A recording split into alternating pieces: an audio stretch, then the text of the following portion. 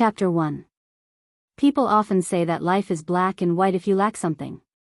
Then, as far as the eye can see, even the world is black and white. What the hell is this? The gale was howling in the pale sky. Countless ghost-like strange existences were floating among the towering ancient trees that pierced through the clouds. The grayish-white symbolizing death was boundless, covering every corner of the field of vision. None of them were normal colors. The piercing cold soaked his whole body. He wanted to shiver, but he suddenly found that the cold did not only come from the outside world, but also from within himself. Looking down at his translucent chest, listening to the faint whisper in his ears, like the wind, but also like the whisper of some kind of soul, Duque felt terrible. No, it should be said that he did not even know whether he was human or not, or this could only be regarded as the whole ghost's bad. Oh, no, why did I die immediately after waking up? Duque held his head in his hands, completely unable to accept this reality.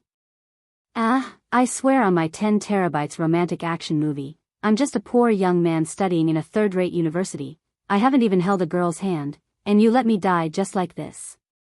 Oh my god. You're so F***ing unfair to me. Duque went berserk, and Duque cried. However, it seemed to be of some use, because suddenly, an electronic voice rang in Duque's ears. Congratulations, host, for successfully crossing countless light years and space barriers to cross into the balanced universe of the world of Azeroth.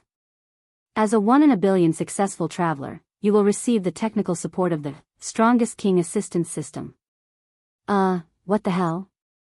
Duque opened his mouth subconsciously, but found that he spat out a series of obscure syllables, but the owner of the voice could actually understand him. May I ask the host to name this system elf, what the hell? Although he did not want to complain, Duque instantly confirmed in his heart that this stupid system's IQ was limited. However, this system elf's prompt caught Duque's attention, and that was Azeroth. No, wait a minute before naming. I'm now in the world of Azeroth? Magical beast? It is detected that there is a game memory that is very similar to this world in the host's memory. Analyzing. After preliminary analysis, this world is 80% similar to Azeroth in the MMORPG, World of Warcraft, in the host's memory. Please find out for yourself. Alright, I finally have a preliminary understanding of my own situation. Damn it, this is a dangerous world. World war after world war. But the most important thing is, I'm going to die. I died right after I transmigrated. They were all fine and dandy when they transmigrated. If they weren't the sons of nobles, then they were the dragon-proud sky or ka-proud sky. Why the hell am I a ghost as soon as I transmigrate? Duque couldn't help but roar. I'm sorry, but you encountered an irascible wild boar when you first arrived here. You were successfully killed by the wild boar. A gust of cold wind blew past, and Duque felt as if his young and kind heart had received 100,000 critical damage. An inexplicable echo reverberated in his chest. I was killed by a wild boar, killed by a wild boar, the system elf's voice sounded again. You are now in the graveyard. Would you like to resurrect on the spot, or move your soul to pick up your corpse and resurrect? Damn it. I can still resurrect. Why didn't you say so earlier? You didn't ask. The system elf seemed to want to add an element of grievance, but the monotonous mechanical voice sounded weird. Then of course I'll be on the spot. Wait. Duque wanted to resurrect on the spot immediately, but he suddenly remembered that in the game, running back to pick up corpses would cost him 10% durability. Resurrecting on the spot in the graveyard would not only cost him 25% durability, but would also cause him to be weakened for 10 minutes. Duque immediately asked, let me ask first, what's the difference between running back to the corpse and resurrecting on the spot? Beep. Detected that the host's soul is missing. Evaluating the risk of death. After comparing all aspects of the host's data before and after death, it can be determined that death will cause the host to lose humanity and memory. Estimated to be 10% loss of humanity and memory for a single ordinary death. Even if you pick up a corpse to resurrect, you will permanently lose 1% of humanity and memory. Resurrecting on the spot in the graveyard will permanently lose 20% of humanity and memory. F***CK. If Duque could break out in a cold sweat, he would be drenched in sweat right now. It would have been fine if the system elf hadn't reminded him, but as soon as it did, he immediately realized that something was wrong. He had a dog that he had raised since he was a child, and only died of old age at the age of 16. At this moment, he actually couldn't remember the name of his beloved dog. Things were troublesome. This wasn't the end. The system elf gave Duque a fatal blow. According to calculations, if the host loses more than 40% of humanity, most of the creatures in this world will not be willing to communicate with the host. If the host loses more than 90% of humanity, it is estimated that the host will become a low-level ghoul and wander this world forever until his body and soul are completely destroyed. A cold shiver spread through Duque's entire soul. Duque didn't immediately make a decision. He wanted to see the situation first. Relying on the faintly discernible connection between his body and soul, Duque started to run. The distance from the mass grave where he had been to his corpse wasn't far, about 300 meters. Duque arrived in no time. As soon as he entered the range, Duque was prompted by the system elf, "Do you want to revive here?" Duque didn't make a choice. He was observing. Because he had transmigrated, he was no longer the little player who sat in front of the computer with a small 19-inch monitor, using the W, A, S, D buttons, and a mouse to control himself. He had truly entered this world. As for how far the timeline had progressed, Duque had no way of knowing. He only knew that Azeroth was very dangerous. In front of him was a world-shaking war between various races, behind him was the filthy demon King Arthas, that bastard who threw plagues and polluted the environment, and a large number of ancient gods who jumped out to cause trouble. If he didn't make a name for himself, not to mention 10 times, dying 100 times or even 10,000 times would be a piece of cake. Not to mention the distance, just looking at the wild boar that was as tall as an adult and had 6 blade-like fangs at the corner of its mouth, Duque knew that this world wasn't going to be easy. Duque didn't revive right away. A wild boar that was bigger than an adult rhinoceros was definitely top-notch for Duque in terms of attack power and danger. In this day and age, there weren't many young people who liked to play games who were especially fit. Looking at the dense forest and rugged terrain around him, Duque knew that if he revived casually, he wouldn't be able to run for more than a few steps before he was killed again. Patience. Calm down. Duque kept telling himself. After waiting for 10 minutes, Duque was depressed. Because this bastard wild boar refused to leave. Although it wasn't interested in Duque's disemboweled corpse, it just stayed nearby, digging the ground with its long fangs and refusing to leave. Just when Duque was at his wit's end, a beautiful and vigorous elf entered Duque's field of vision. Even though her image was different from the one in the game, Duque recognized her at a glance. The most famous High Elf Ranger General in World of Warcraft, Aurelia Windrunner. Chapter 2. Looking at Aurelia, Duque immediately thought of a key problem. The timeline. Aurelia's existence itself indicated a very, very serious problem. According to the history of Azeroth, Aurelia was active in the world of Azeroth before the first war between the humans and the orcs at the Dark Portal.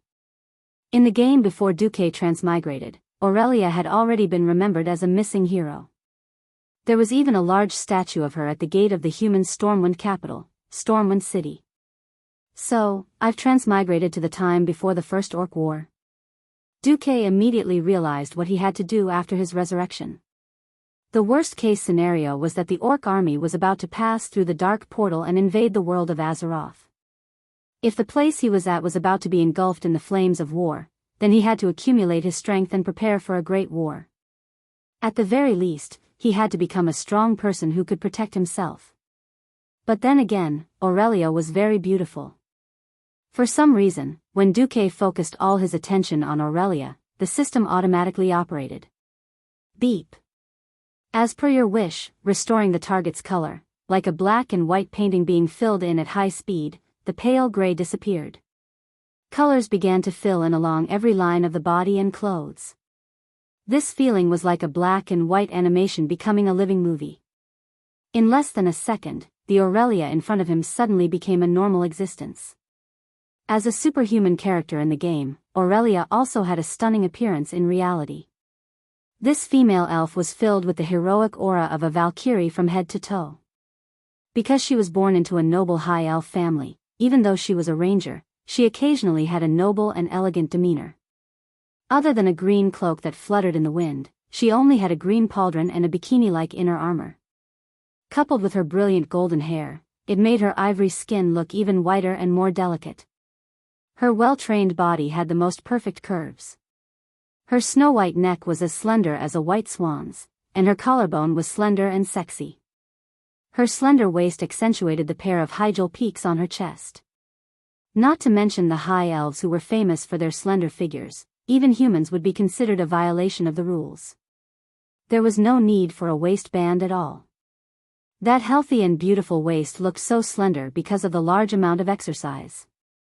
That slim waist, because of the existence of the healthy and beautiful mermaid lines, made people not worry about the waist breaking if they used too much strength. On her lower body, she wore a pair of green boots with gold trimmings, which made her proud figure look even more slender and slender. Her whole body was filled with a kind of strong exotic charm and speechless sexiness. Before he transmigrated, he had seen so many internet celebrities with snake-like faces and chests filled with silicone that even his own mother would not be able to recognize. Suddenly seeing such a natural and heroic woman, Duque was a little dumbfounded.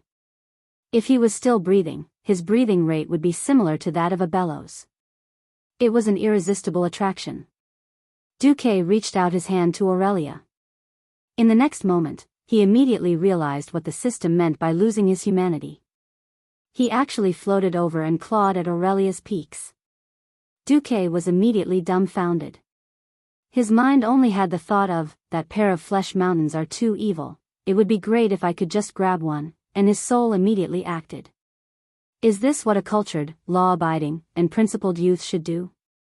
So, losing his humanity was losing his moral integrity. Time seemed to have stopped, and Duque felt like crying on the spot. This was not the end. Duque's nightmare had just begun. He was actually discovered. It was obvious that something called murderous intent was rushing towards Duque. Aurelia turned back with extreme agility. When Duque clearly saw what Aurelia was holding in her hand after turning over, Duque was dumbfounded again. In the blink of an eye, Aurelia had already taken out the green longbow on her back.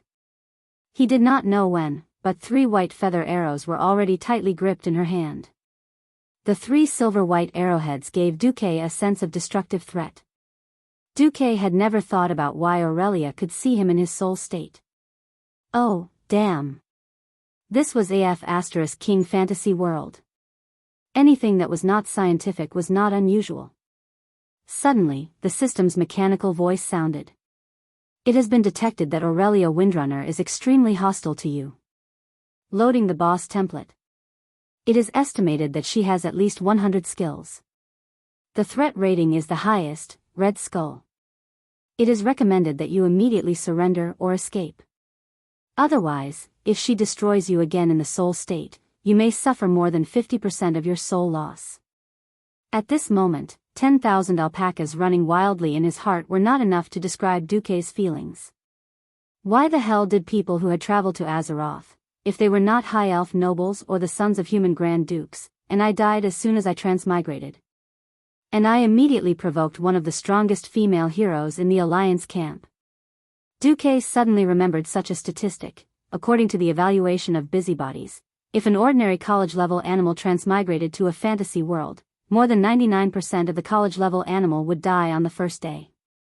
There was no other reason, such as not adapting, not smart enough, or bad luck. If Duque had hesitated for a second, it was estimated that Duque would have become one of the 99%, but Duque was still smart. He stopped in his tracks, and the paw in front, the hand in front of him suddenly moved down. Then, the gesture immediately changed from the worst perverted hand to a beckoning gesture. Huh? Aurelia frowned.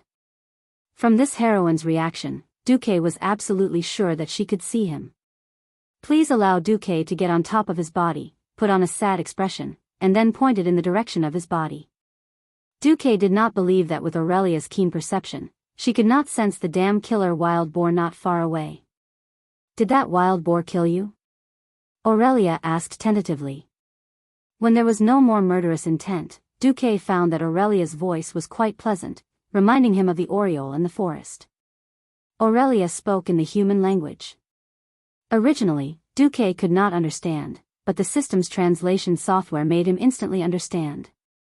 Duque really wanted to say, yes. But when the words reached his mouth, they became a murmur of the soul, like a piece of noise, so he could only nod. Aurelia sighed slightly and then released the bowstring. Thump, the crisp and sweet sound of the bowstring had a strange sense of beauty. In the next second, Duque's heart almost flew out of his body.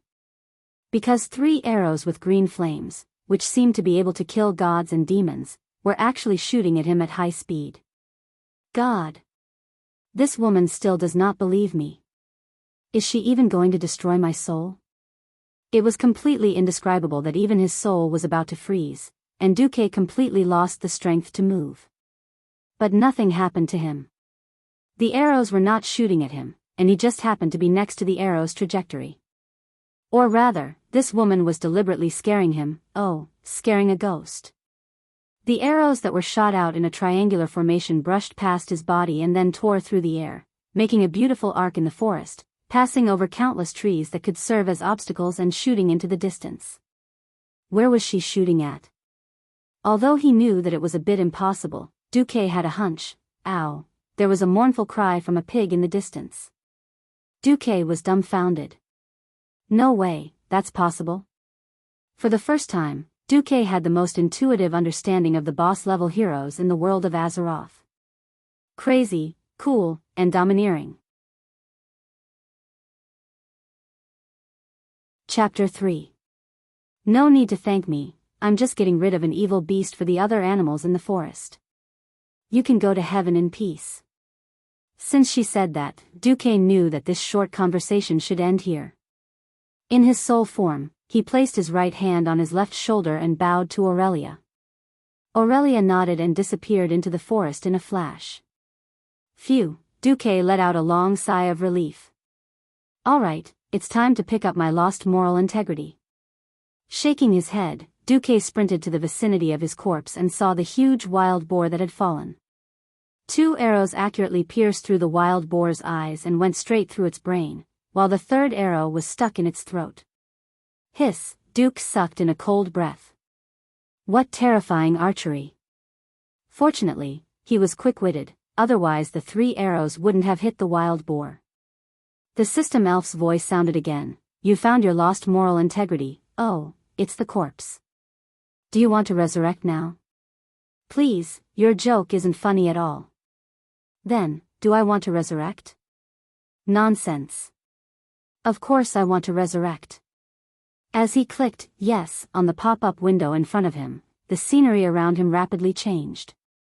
Duque could clearly see that his miserable corpse, which had its intestines cut open by the wild boar, immediately turned into a stream of light, disintegrating completely in a few seconds, not even leaving a trace of blood. All the light began to converge on Duque's soul. Duque could feel that his body was filled to the brim. The most important thing was that the moral values that seemed to have become faint had returned. Oh. The lost moral integrity had returned.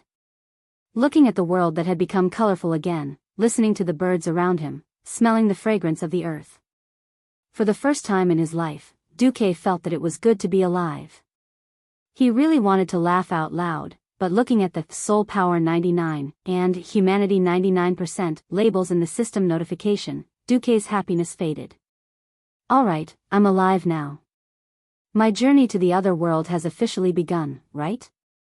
Then, how do I become strong enough to protect myself before the Dark Portal incident arrives? The goal was clear, but the process was confusing. It seems that before I become a powerhouse, is there a novice gift pack? Duke, who was used to wearing modern industrial clothes, could not get used to the rough linen clothes he was wearing. Dreams were plentiful, but reality was harsh. Duque touched his body and found that he was penniless. His pockets were completely empty. Unknowingly, Duque cast his gaze towards the vicious beast that killed him. Such a big wild boar, it's definitely not some Tom, Dick or Harry. I remember you can sell the skin for money in the game, right? Duque immediately discovered the problem. F***ck, do you want me to skin it with my bare hands? Left with no choice, he could only give up. Duque was a little depressed as he walked blindly for about 10 minutes. Suddenly, he heard the sound of water in the river. Since ancient times, where there was water, there were often people living. It should be, right? After a few steps along the river, Duque's foot slipped. He actually slipped into the river. Duque, who was being carried downstream by the river, didn't know that when he reached the river, Aurelia's strong and beautiful figure suddenly appeared next to the dead wild boar. For some reason, she instinctively felt that something was wrong. After walking for a while, she decided to turn back to check and retrieve the arrow. When she arrived at the scene, she immediately found that something was wrong. There was only the wild boar and her arrow. The smell of human blood that she smelled just now was gone. Looking at the traces of a fierce struggle on the ground, the Ranger General was absolutely sure that there was a human sacrifice here. However, there was no corpse fragments, not even blood, and no traces of any other living beings passing by. What the hell is that? Aurelia buried deep doubts in her heart. Immediately, Aurelia smiled, like a spring flower blooming on her beautiful face. Right. She was in high spirits.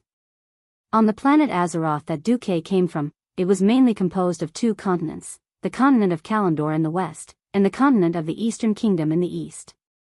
About 9,000 years ago, a group of high elves were exiled from the continent of Kalimdor to the Eastern Kingdom because they were unwilling to give up their precious magic. They traveled to the northern part of the continent, Kuel Salis, and re-established their civilization there. For thousands of years, Kuel Salis had always been considered a place where magic gathered. A source of magic called the Sunwell provided every high elf with an inexhaustible source of energy. These high elves used the power of nature to obtain immortal life and power. Therefore, the high elves were a race with immortal life. It was not a problem for them to live for tens of thousands of years. However, a long life had both advantages and disadvantages. The advantage was that they had endless time to squander.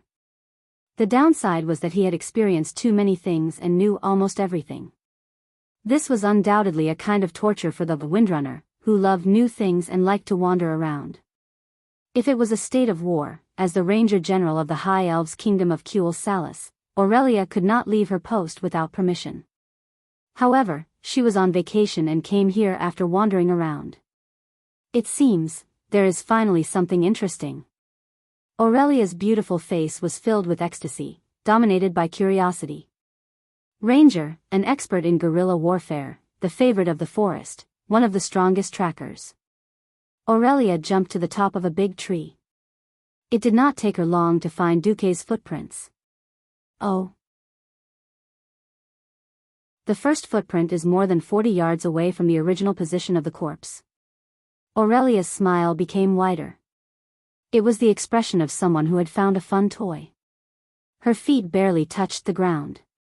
The agile Ranger General dashed across the big and small branches. She was so fast that she could be called a phantom. After a while, she came to the river. She had lost track of Duque.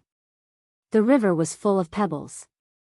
It was difficult to leave footprints on the pebbles unless one deliberately stepped on them. Oh. He knows some anti-reconnaissance skills. It was difficult to leave footprints, but it did not mean that there were no footprints at all. The weight of an adult on the pebbles would still cause some changes. Aurelia followed a few steps and was surprised to find that the footprints had disappeared. Could it be that he was so stupid that he was washed away by the water? Aurelia quickly sketched another scene in her mind. A mysterious man pretended to walk downstream to avoid being tracked, but after a few steps, he quickly stepped into the deeper water and went upstream. Aurelia really misunderstood Duque. At this moment, she immediately thought that Duque was many times more cunning. The beautiful figure of the high elf suddenly disappeared from the river and sprinted upstream.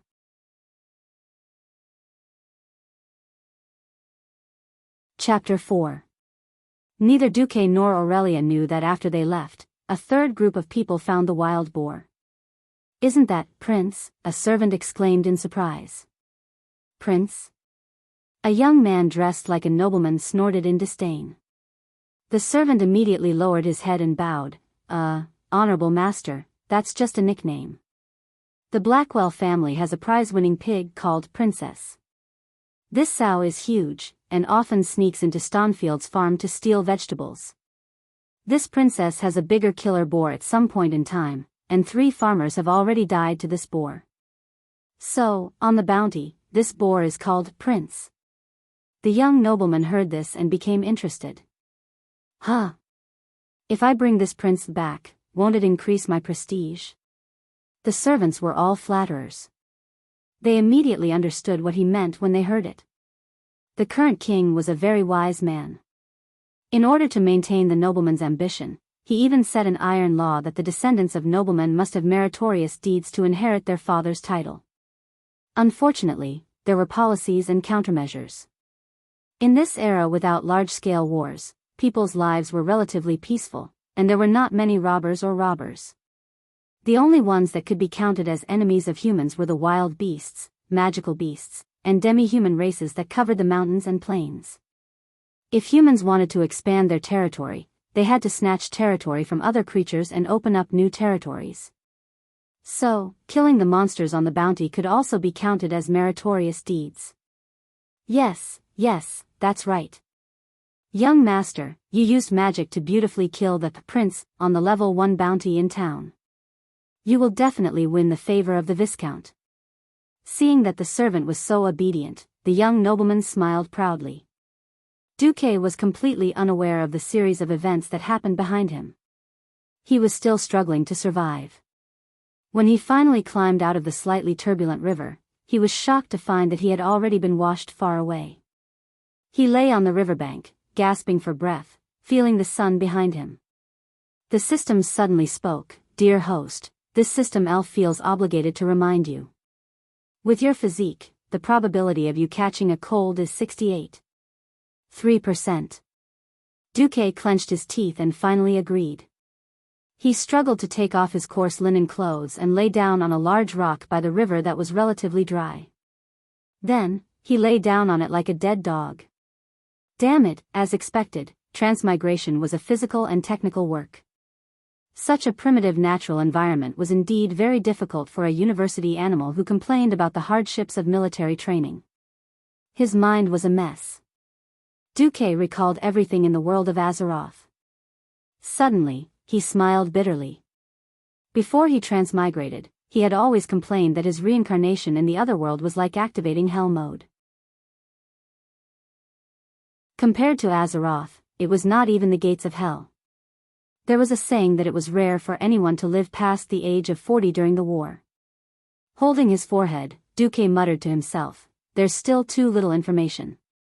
The only thing he knew was that if Aurelia was still around, this should be a relatively early time for Azeroth.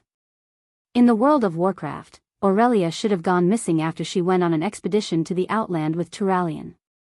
When he finally caught his breath, Duque stood up and put on his clothes again. He looked around and finally found what he was looking for: smoke. Where there was fire, there would be humans, well, at least human-like creatures. Duke was filled with hope and apprehension as he walked towards the place where the smoke was rising. Finally, after half an hour, Duque followed the stream and found what he was looking for: a human settlement. A few 4-story brick and wood buildings broke through the canopy, proudly declaring the existence of human civilization to the nature. For some reason, when he saw the extremely ordinary chevron-shaped roof, Duque felt like crying. He felt like he had found his home. At least he found a human town and not an ogre barbecue. Filled with excitement, Duque quickened his pace. Soon, he found a mudstone road. The road was covered with gravel, and there was almost no space for plants other than grass. The feeling of walking on it couldn't compare to the sidewalk before he transmigrated, but it was much better than the complicated terrain in the forest. Looking from afar, a large number of trees had been chopped down, leaving behind a large empty space. The area near the forest was filled with cultivated land, and in the middle of the cultivated land was the town, bustling with activity. All he could see were farmhouses in Western European style. A taller and larger white building with black edges stood in the middle of the farmhouses like a crane in a flock of chickens. Colorful flags were hung on the ancient brick and wood houses, and even the roofs of the thatched cottages were replaced with new and clean grass. There was noise and cheering everywhere. After passing through the forest and the last stretch of mudstone road in the town, Duque saw two smiling guards in front of the town. Their armor was silver with blue trim. Their breastplate and shields were decorated with a golden lion emblem on a blue background. This was a typical Stormwind City Guard uniform that could not be any more typical. Unlike the stainless steel armor that was polished, sculpted, and molded by machines in the movies, or the rough handmade armor in cosplay, the guard's armor gave Duque a very real feeling. Looking at the dense forest in front of him, anything related to Stormwind City could only make Duque think of the Elven Forest. As the gateway to Stormwind City and the main residential area of Stormwind City, this place should be relatively safe, and there shouldn't be many battles. But what did Duque see? Armor covered in big and small scars. There were scratches, small holes from sharp weapons, and bumps from blunt weapons, but the armor was still well maintained. Small pieces of rust were smoothed out, and large pieces of damage were filled with iron pieces and hammered into shape. Coupled with the uneven color of the hand carbized, a series of small details not only gave the armor a supreme texture. It also told Duque one thing: danger. Even in the most peaceful elven forest in the game, there were still dangers that Duque didn't know about. For some reason, Duque thought of the beasts in the beginner's area and the various monsters that he looked down on. Regardless, seeing them, Duque still let out a long sigh of relief. Phew. In the world of Azeroth, there used to be a very powerful human empire called Arothar. But in the game's history, around 1,200 years ago, the Arothar Empire was split into 7 small countries: Lordaeron, Dalajan, Alterac, Kull, Tiraz, Gilneas, Torrential Fort, and Stormwind City. Stormwind City was the beginner's area for all human players in the game. Duque didn't know if the history here was the same, but it didn't seem to be any different. Yo, bro, are you here for the profession trial too? Looks like your small body can't be a guard of Stormwind City. Ha ha ha. Seeing Duque, the guard on the left laughed straightforwardly. Maybe he's a hunter and can become an archer? The guard on the right laughed as well. No, no, no. Look at his white and tender palms. Maybe he's a noble master mage. Ha ha ha. Duque didn't know what profession he could take, but he knew that if he didn't do anything, he would sooner or later become a ghoul in this world full of war and destruction. But, no matter how down and out I am, it's not your turn to laugh at me, you two silly soldiers. Just as Duque was about to punch the two of them, a military officer with golden eyebrows, a square face, and a large sword at his waist came.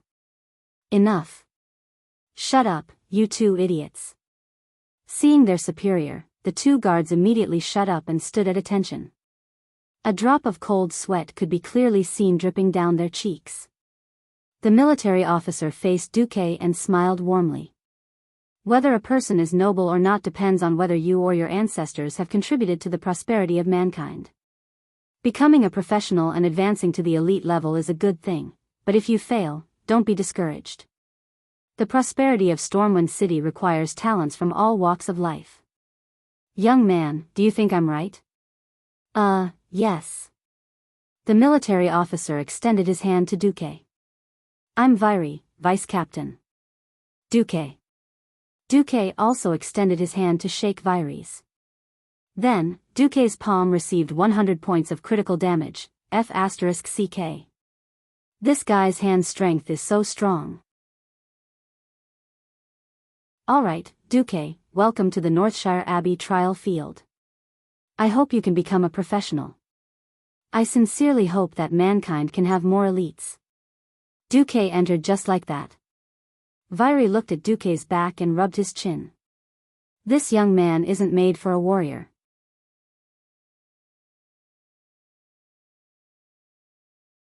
Chapter 5. After entering, Duke was a bit puzzled. Just like in World of Warcraft, there were many recruitment points for different classes. However, unlike in 3D games, this was a real world. The warrior recruitment point had the most people. Looking at the warrior examiners and candidates, all of whom had arms thicker than Duke's thighs, Duke knew that he had no chance. Was this a gathering of the devil's muscular men? Anger. To become a warrior, you must sense anger first. It's not the anger of someone stabbing you in the butt with a knife. It's the anger that you can sense when it's turned into energy, the examiner yelled loudly. Duke thought, anger? I have a perverted heart. Does that count as anger? The hunter exam wasn't something that a college animal like Duke could handle. Shooting an apple from 30 yards away with a bow and arrow? Except for the archery team of the sports school, which college animal had ever touched a bow and arrow? Rogues weren't reliable either. It was a test of agility. Just like the wave-like subtle steps, they could fly across a river that was more than 10 meters wide by relying on 3 small stones at different distances above the water. What was even more ridiculous was that a few guys actually did it. If it were before Duke traveled to this world, these guys could go on TV shows like water parks and win big prizes. However, this was only the entry trial for novice thieves. At this moment, Duke's mind was filled with countless thoughts. Even though he knew a lot about the future of the world of Azeroth, he couldn't use it carelessly. If he was in a low position, no one would listen to him. At the very least, he had to get a high position. Unfortunately, it was extremely difficult to integrate into this fantasy world that was similar to the European Middle Ages. Suddenly, there was a clamor, and Duke seemed to hear people cheering, "Salute Sir Brando who killed the ferocious wild boar prince for the people." The crowd was excited. The young people from other places were still a little confused, but all the locals gathered around him excitedly, giving their best wishes to the noble young master surrounded by the crowd. There were so many people that Duke couldn't see what the young master looked like. However, it didn't prevent Duke from seeing the wild boar skin that was held high by 4 servants on a wooden shelf. As if struck by lightning, Duke's mind was in a daze. Wasn't this boar the Lord Boar who had killed him not long ago and was then killed by Illyria with a gorgeous 3-arrow strike? Honorable Sir Brando, how did you kill this ferocious giant wild boar? Someone asked loudly. Immediately, Duke heard a sharp male voice. Ha ha ha. I'm a once-in-a-century magic genius. A mere wild boar can be killed with a fireball. Someone immediately echoed, that's right. That's right. Sir Brando is a wizard genius. He has passed the magic trial and become a member of the Stormwind City Royal Magic Academy. Praise Sir Brando, the crowd shouted in unison. I've seen shamelessness. I've never seen such shamelessness. Duke was very unhappy to hear such a blatant claim of credit. This wild boar that killed me was clearly killed by the demon Queen Aurelia. What does it have to do with a damn noble like you? But there was someone else who was even more infuriated. A slim figure hidden in the treetops snorted coldly. She glanced at Duke, who didn't react. She was still sulking when she was just led away, but now she immediately thought that this might be an opportunity to force Duke to show his true abilities. Looking at the holy medicine in her hand that could save people as long as they had a breath left, she secretly spat. At worst, I'll come back and save you. The next second, a voice that was 70% similar to Duke's came with the wind. Sir Brando's fireball is really amazing. 2 fireballs shot into the prince's eyeballs like arrows, and one hit the prince's throat. There are fatal wounds everywhere. Look, there are no burn marks on the prince's fur. Sir Brando is so awesome. As soon as the voice came out, the crowd was dead silent. Everyone's neck seemed to have instantly become rusty machines. They struggled to twist their necks and looked at the almost perfect wild boar skin. Most of the people were ignorant. They blindly worshipped the powerful pharaoh who used mysterious power, but as long as they thought about it carefully, they would understand why a fireball couldn't burn the wild boar skin. In fact, such a clumsy act of falsely claiming credit was not unnoticed. But it was already the norm for nobles to falsely claim credit, and those with a bit of brain chose to be silent. After all, it wasn't a crime to fool the ignorant subjects. But a hothead revealed the truth, and there was no way to clean up the mess. In fact, when Duque heard this voice, he already felt that something was wrong. What made him feel the most inexplicable was when he saw a system notification. You have been affected by a powerful mysterious person who used the skill, mislead, on you. The threat value that was previously caused to Brando will all be transferred to you. What? What the hell is this? Mislead can be used like this? This is not logical. At this moment, Duque knew he had been tricked. Although he immediately realized who was tricking him, the problem was, at this moment, where could he find a river to jump into to clear his name? Duque's face instantly turned pale. And Brando easily used mislead to produce a telepathic connection with him, and immediately saw Duque in the crowd. You. What are you saying? You lowly commoner, are you saying that I, Sir Brando, who has the bloodline of Thoradin the Great, am lying and claiming credit? The crowd suddenly parted like a tide, revealing the main character that Duque had pushed to the highest point of the storm. It was a blonde young man with an awl-shaped face and a mean face. He was glaring angrily at Duque with his eyes open. The bloodline of Thoradin the Great was just a common way for the nobles to flatter themselves. There was only one person who was truly recognized by the nobles as having the bloodline of Thoradin the Great, and his name was Anduin Lothar. In fact, when the Elven Ranger General spoke, Duque had the idea of leaving decisively. But for some reason, when the Elven General said what he wanted to say but did not dare to say, Duque felt that the resentment in his heart had been vented a lot. He did not know why Aurelia was here, but since she refused to let Brando claim credit, if he shrank back, she would hate him, right? Even though she unkindly tricked him with mislead. Besides, was Aurelia the Great Demon King more powerful, or was it just a piece of sh*t Brando he had never heard of who was more powerful? Even if he thought with his toes, he would know. It seemed impossible to curry favor with both sides. So, Duque decisively chose to increase his reputation with Aurelia the Great Demon King. Duque also smiled and looked at the young noble named Brando without fear. No, I just want to see how the great genius mage Brando can throw a fireball as small as an arrow and kill such a big wild boar in seconds. Of course, Brando could not do it. If he could do it, he would at least be at the level of a high-level mage. His awl-like face suddenly swelled to the color of a pig's liver, and he almost shouted at the top of his voice, "Lowly commoner, you are not even a professional, you don't even have the right to question me." At this time, Vice Captain Viry, who had just helped Duque, came near Duque and whispered, "Sorry, Duque, commoners have no right to question any action of the nobles, because the commoners themselves are the property of the Lord. I don't know where you come from, and I don't know why your parents did not mention the general laws of this human kingdom to you. But I have to remind you, offending a noble is not a rational thing to do." Duque's body trembled. He seemed to feel Aurelia staring at him, and immediately asked in a low voice, "Do you want me to yield to that bastard?" Vice Captain Viry's eyes dimmed. "Child, honesty is a rare virtue. I don't want to hurt you, but the truth is, outside of Northshire Abbey, I can't guarantee your safety. And Brando has the double identity of a noble and a mage apprentice. Even the ordinary nobles will not choose to go against him."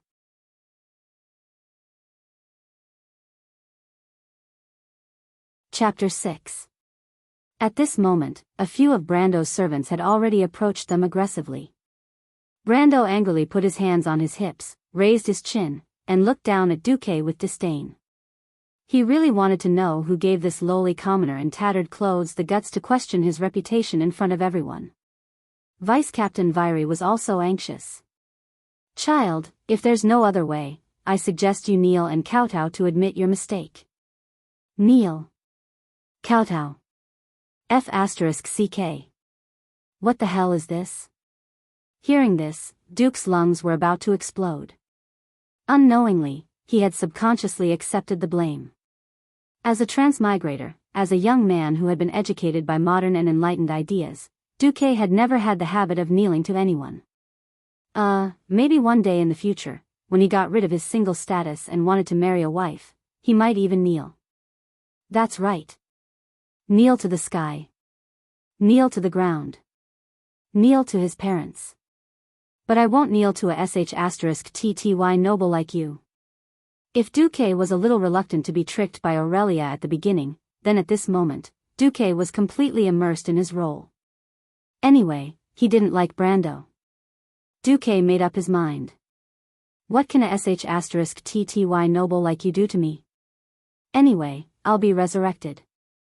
At most, I'll just lose some integrity and kill you later. However, being beaten to death would probably hurt a lot. Duque went all out. He gritted his teeth and yelled, "So what if you're a noble? If you say the sun is black, then it's black. I'm not convinced. If you have the ability to smash a fireball into an arrow, then..." It was Kuel Salas's High Elf Ranger General Aurelia Windrunner who killed this wild boar. How dare you take credit for it? Hearing Duque's words, the surrounding people were in an uproar. Even Brando's scalp was a little numb. Why did that bunch of arrogant long-ears get involved? This could be an international dispute. Humans and the High Elves were allies, but that didn't mean that they were on equal footing. The High Elves had a transcendent status. Back then, if the High Elves had not taught humans magic, humans might not have been able to defeat the various beasts, trolls, and other humanoid tribes. Not everyone present knew who Aurelia was, but there was no lack of knowledgeable people. At this time, an old man's voice came from behind Duque. "Yo, young man, do you want to try your mage aptitude test? If you become a mage apprentice, you will have the same status as Sir Brando." Duke turned around and saw a crystal ball on a table, and an old mage who looked like a priest waving at him. Mage. Duque's heart skipped a beat. In the game, he was an out-and-out pharaoh. In fact, he loved to use mages, warlocks, and priests, as long as they were cloth-armored classes. But could the things in the game be the same as in real life? Could it be that if he assumed Ultraman's right angle / stance, he would be able to release a big fireball with a Biyao, Biyao, Biyao sound? Even though it was ridiculous, Duque still went over. At this time, Brando warned him fiercely, "Peasant, do you really think a mage apprentice can protect you? Do you know what you are doing? You are not only slandering me, Fame Brando, but you are also provoking the entire Brando family." Viry panicked and whispered quickly, "Duque, don't. Mage aptitude is extremely rare.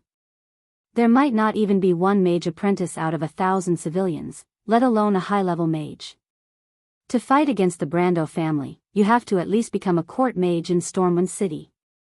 Duque gave Viry a grateful look, turned around, and walked straight to the old mage.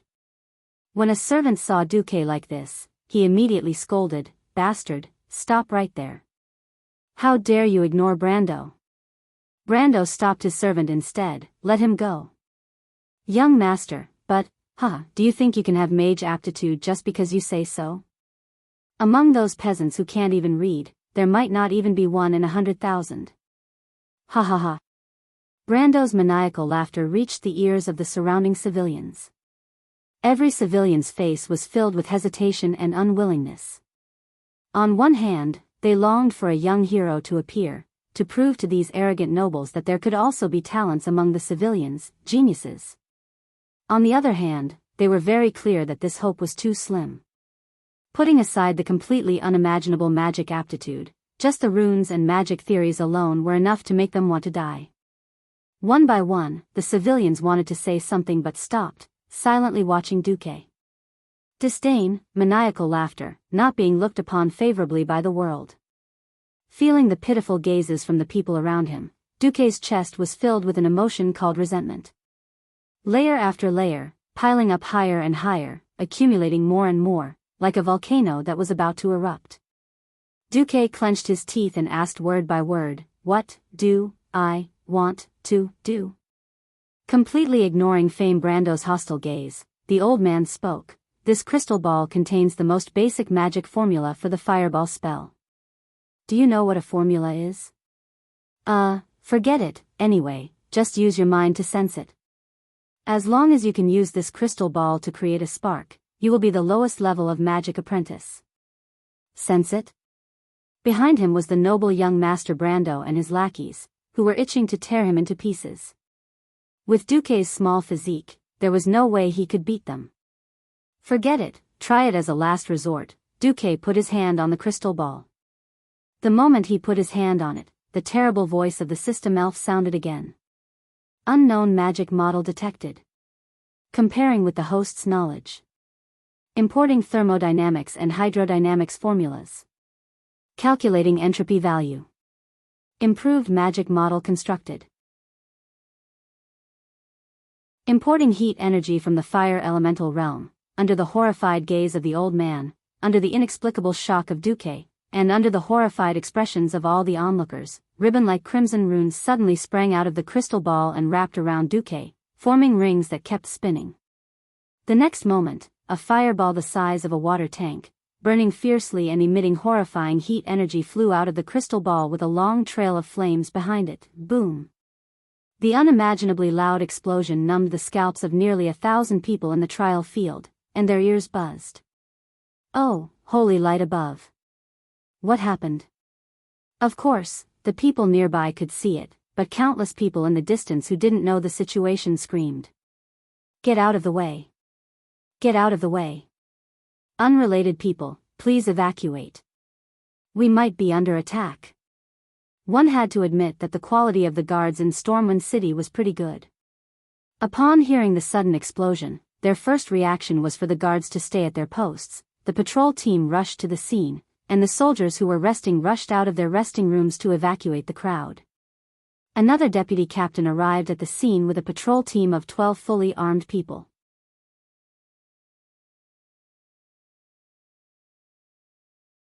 Chapter 7. What was the result? There were no murderers to be seen, only 2 black men and the scarecrow that was placed on the empty ground as a symbolic target were all reduced to dust. Not far away, Vice Captain Viry was dumbfounded. His mouth was so wide open that an egg could fit in it. A little further away were Sir Fom Brando and his servants, who were paralyzed on the ground in fear. Oh my God, what did I just see? Viry could not believe his eyes. His former captain had once told him that if he was an outstanding wizard, he could use the crystal ball to release a fireball and turn a scarecrow into dust. What did he just see? A row of 10 scarecrows were all gone. The ground was covered in black ash and a small amount of dried grass that had not been completely burnt. Cough, cough, cough. The 2 fellows, one old and one young, were coughing violently. Both of them were choking on the thick smoke brought by the fire. Sasha. The old wizard called out to his assistant, his voice filled with unspeakable ecstasy. Inform old Mike to bring me that bottle of wine that I have treasured. I found a treasure. Treasure. What treasure? The assistant, who had rushed over in a panic, was a little confused. Old man Norton pulled Duque, who was still in a state of confusion. He is a great wizard that only appears once in 1,000 years, no, once in 10,000 years. Wow. In an instant, the entire Northshire Abbey's training grounds were in an uproar. Regardless of the era, soldiers who did not need talent and only relied on a body full of muscles were the most common. On the contrary, the more skills and talent were needed, the rarer the profession. Regardless of which profession, mages were extremely rare, to the point that they were as rare as phoenix feathers and unicorn horns. Almost at the moment the old man made the announcement, Duque could feel that everyone was looking at him differently. Most of them were envious, a few were jealous, but there was also respect. Duque's ears were a mess, but he still understood the gist of it. As long as he became an official wizard, he would be the equivalent of a noble. In the future, he would even have his own fiefdom, his own wizard tower, and so on. The 2 guards who once looked down on him were dragged over by Vice Captain Viry and begged for Duque's forgiveness like dogs. Of course, the one who was most shocked was Fame Brando. After the initial shock, his face immediately turned from shock to ashen, because he heard a sentence. Kid, from this moment onwards, you are the highest grade 9 wizard apprentice in Stormwind City Royal Magic Academy. Yes, I will apply for special treatment for you. In this way, you can enjoy the same benefits as a knight. What? Impossible. In Brando's eyes, Duque's handsome face was even more detestable and hideous than the most hideous ghoul. Brando couldn't believe his ears. 9th grade aptitude. What was 9th grade aptitude? Since the founding of Stormwind City, there had only been one person who had received the 9th grade aptitude evaluation. That person was the current Stormwind City Royal Court Grand Wizard Medivh, the legendary man who was hailed as the next world guardian. Who was Medivh's mother? The famous guardian of the world of Azeroth, Aegwynn. How could a poor kid of unknown origin have such terrifying aptitude? Brando was going crazy. He knew he had lost. Although there was no bet, Brando knew he had lost. The reason why he could falsely claim credit was because of his noble status, and also because he had received the qualification of a grade 5 apprentice in the mage trial that was arranged in advance. Among mortals, grade 5 meant excellence. There was only one Medivh in the world, and the more outstanding wizards had long been recruited into the holy land of human wizards, Dalajan City. Therefore, the status of a grade 5 apprentice was enough for Brando to do whatever he wanted in Stormwind City. It was a pity that compared to the grade 9 acolyte Duke who had appeared out of nowhere, he was nothing. Kid, what's your name? The old man held on to Duque's hand tightly, as if the treasure would run away if he let go. Duque. Duque? What's your surname? Duque was stunned. Right, this was a fantasy world with a Western theme. To others, Duque was just a name, not a surname. He couldn't tell the old man that his surname was Du, and that he was a distant relative of the great poet Du Fu. At this moment, a surname suddenly appeared in Duque's mind. It was the surname of a winner in life that all men in World of Warcraft envied and hated. For some reason, Duque blurted out, Marcus. Duke Marcus. The old man grabbed Duque's left hand with his right arm and raised it high. This year's Wizard Apprentice Trials King of Rookies has been born, and he is Duke Marcus. Once this result was out, everyone was shocked. Over 1,000 people's mouths were wide open, so wide that even a duck's egg could be stuffed into it, and they looked at everything dumbfoundedly. There was complete silence. Unknowingly, everyone's eyes focused on the young noble Brando again. Facing the malicious, hostile, and even contemptuous gazes, Brando's face felt like it was on fire. Apologize? Impossible. Nobles would only ever apologize to another noble. Even if they knew they were in the wrong, nobles would never yield to a commoner. What equivalent to the status of a knight? That's right, the status of a wizard was transcendent, but no matter how talented Duque was, he was still just a wizard apprentice. Before he became a court wizard, there was no need to think about apologizing at all. Humph. With a livid face, Brando stomped his feet and ran away with a bunch of servants. After a long time, when Brando's figure was completely far away. Boom! The crowd was in an uproar. Only then did the uproar erupt. Every commoner was talking wildly, describing what had just happened to their companions in whispers, which led to waves of screams. I didn't hear it wrong, did I? That kid called Duque won the bet? You didn't hear it wrong. Duque defeated the kid from Brando's family in one fell swoop in the Wizard Apprentice trial. 9th grade aptitude. That's completely above Brando's 5th grade aptitude. Yes, a commoner kid defeated the noble Brando. This is unbelievable. If that's the case, then little brother Duque has entered the Royal Wizard Academy in Stormwind City? Wow, now that you mention it, it seems like since the founding of Stormwind City, Duque is the first person to enter the Wizard Academy as a commoner. A muscular young man said excitedly, Duque is too powerful, this won't do. When he graduates from the Wizard Academy, I want to be his follower. You still have to wait for Sir Duque to graduate?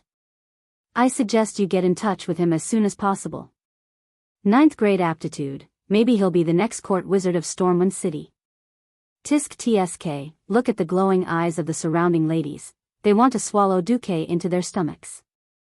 A large group of lads were shouting wantonly, venting the excitement in their hearts.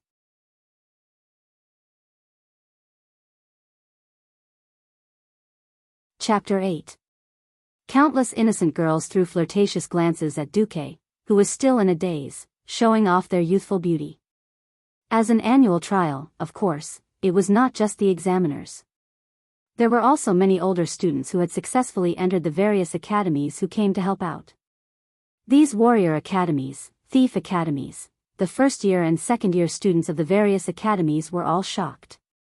Amateurs enjoyed the show, while experts appreciated the artistry. For example, the assistant of the old mage who had just arrived, the female mage apprentice Sasha, was shocked to the point where she felt like her soul had been shattered. How is this possible? This power is already comparable to Flame Blast. Junior Duque actually used the spell model of a fireball to create the effect of Flame Blast. This is a mage apprentice? I'm afraid many official mages can't do this. Heavens, if this gets out, I don't know how many people's glasses would be shattered and how many people's hearts would be broken.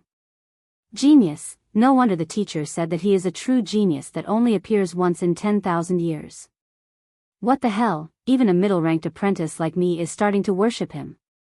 It's over, maybe Junior Duque will surpass me soon and become a high-ranked apprentice. No, maybe he will become an official mage soon. Sasha looked at Duque enviously, who had become the center of attention. In fact, it was not just the commoners and apprentices, even the teachers of the mage academies were excited after receiving the magic message. They all spread the news and vented their excitement. Ha ha ha. We finally have another genius. The Dalajan has Kel, Thuzad, Ronan, and Kale, but we only have Khadgar. Now, we finally have a little guy with a bright future. The old mages were all ecstatic. Stormwind City was not a place where magic was popular. The overall standard of mages was far behind the holy land of human mages, the Dalajan. But the two sides never stopped competing. Khadgar was the direct disciple of Stormwind City's court mage, Mediv. In terms of power, he could barely compete with the genius disciples of the Dalajan mage organization, Kirin Tor's leader, Antonidas. However, a single Karthika was too weak, and he could not compare to the many geniuses of Dalaran. Now, all of them seemed to foresee the rise of a monstrous genius. The others were extremely excited, their blood boiling. Everyone else was extremely excited, their blood boiling. What glorious future! What high position and generous salary! Duke did not feel any of it was real. His mind was in a whirl as Duke overheard someone say, "Praise the great King Ryan Rin." Of course, there was also the term court mage, Mediv. At this moment, Duque's face turned green. Lang Rin, the king of Stormwind City. The key was, if Duque remembered correctly, in this timeline, a guy named Ghoul Dan unified all the orc tribes, formed the Horde, and prepared to cross the large portal, the Dark Portal, to attack planet Azeroth. And Lang would die in the first large-scale orc invasion. Moreover, the Stormwind City that Duque was in would be attacked by the Horde, and the whole city, and even the whole kingdom, would be destroyed. If Aurelia's appearance before was to let Duque confirm that the timeline was before the Dark Portal incident, then this time, Duque was very sure that this big event was almost right in front of him. Thinking about this, Duque felt terrible. Being able to become a mage was something to be happy about. But regarding the upcoming large-scale war, for the first time, Duque felt that time was so tight. There was no use in trying to escape. War would sweep the whole world, from Stormwind City to Iron Furnace Fort, to Rapids Fort, to Alterac, to Lordaeron. It could be said that there was almost no place in the world that was safe. And not only this time, other than the Orc War, there would also be the Lich King's Scourge Army, the Demon King Sardra's Burning Legion, and many other powerful enemies that would visit Azeroth. It was not something that could be avoided even if one wanted to. If one didn't want to die, and finally become a ghoul, the only way was to become stronger. Become stronger than anyone else. And even influence the course of the upcoming war. Become the hero of the world, and even the leader of the world. Duque didn't know when exactly the first Orc War would come, and whether that damned dark portal had opened. The calendar calculation was completely different from the game, and this made Duque lose the scale of evaluation. And most importantly, the system's evaluation of the world of Azeroth had been fluctuating around 80%. In other words, there were many variables. Duque got rid of all distracting thoughts. He knew that as a transmigrator without any noble status, he could only walk the path of the Pharaoh all the way to the dark. Either he established himself in this world as a hero, or he became a ghoul. There was no third option. It was late at night, and Duque could hear many voices mentioning his name near Northshire Abbey. The commoners were excitedly discussing everything about him, Duque, during the day. Phew. It feels good to be a famous person, Duque mumbled to himself as he placed his hands on the windowsill. At this time, someone said, "Yes. Too bad it's only half a day." Cough. Before he could react, Duque suddenly felt a sharp pain at the back of his head. Sap. Rogue? Along with the pain came a violent dizziness, and the dizziness made Duque lose his sense of direction. The next moment, his neck was attacked. A sharp dagger pierced through the skin at the back of Duque's neck, but Duque did not feel any pain. Instead, he felt a tingling numbness in his head. Cerebral paralysis poison? No matter how stupid Duque was, he knew that he had definitely been ambushed by a rogue, and a very skilled one at that. Duque did not know if there was such a thing as levels in this world, but through the system, Duque saw a large skull mark above the opponent's head. This was not something he could fight against. The opponent was being very careful, and it was obvious that they were treating him like a professional mage. There was no way for Duque to fight back. The next moment, Duque found himself kicked to the ground. His mouth instinctively opened wide, and he wanted to breathe, but at that moment, something was stuffed in his mouth. Woo-woo. It was Duque's indistinct cries of extreme discomfort. Before he fainted, he saw an unfamiliar face with a black cloth covering the area below the nose. Who are you? Duque's mouth moved, and he wanted to ask, but he could not spit out a word. The face under the cloth was probably grinning. There was no answer, and the guy just lifted Duque up and jumped out of the window like the wind.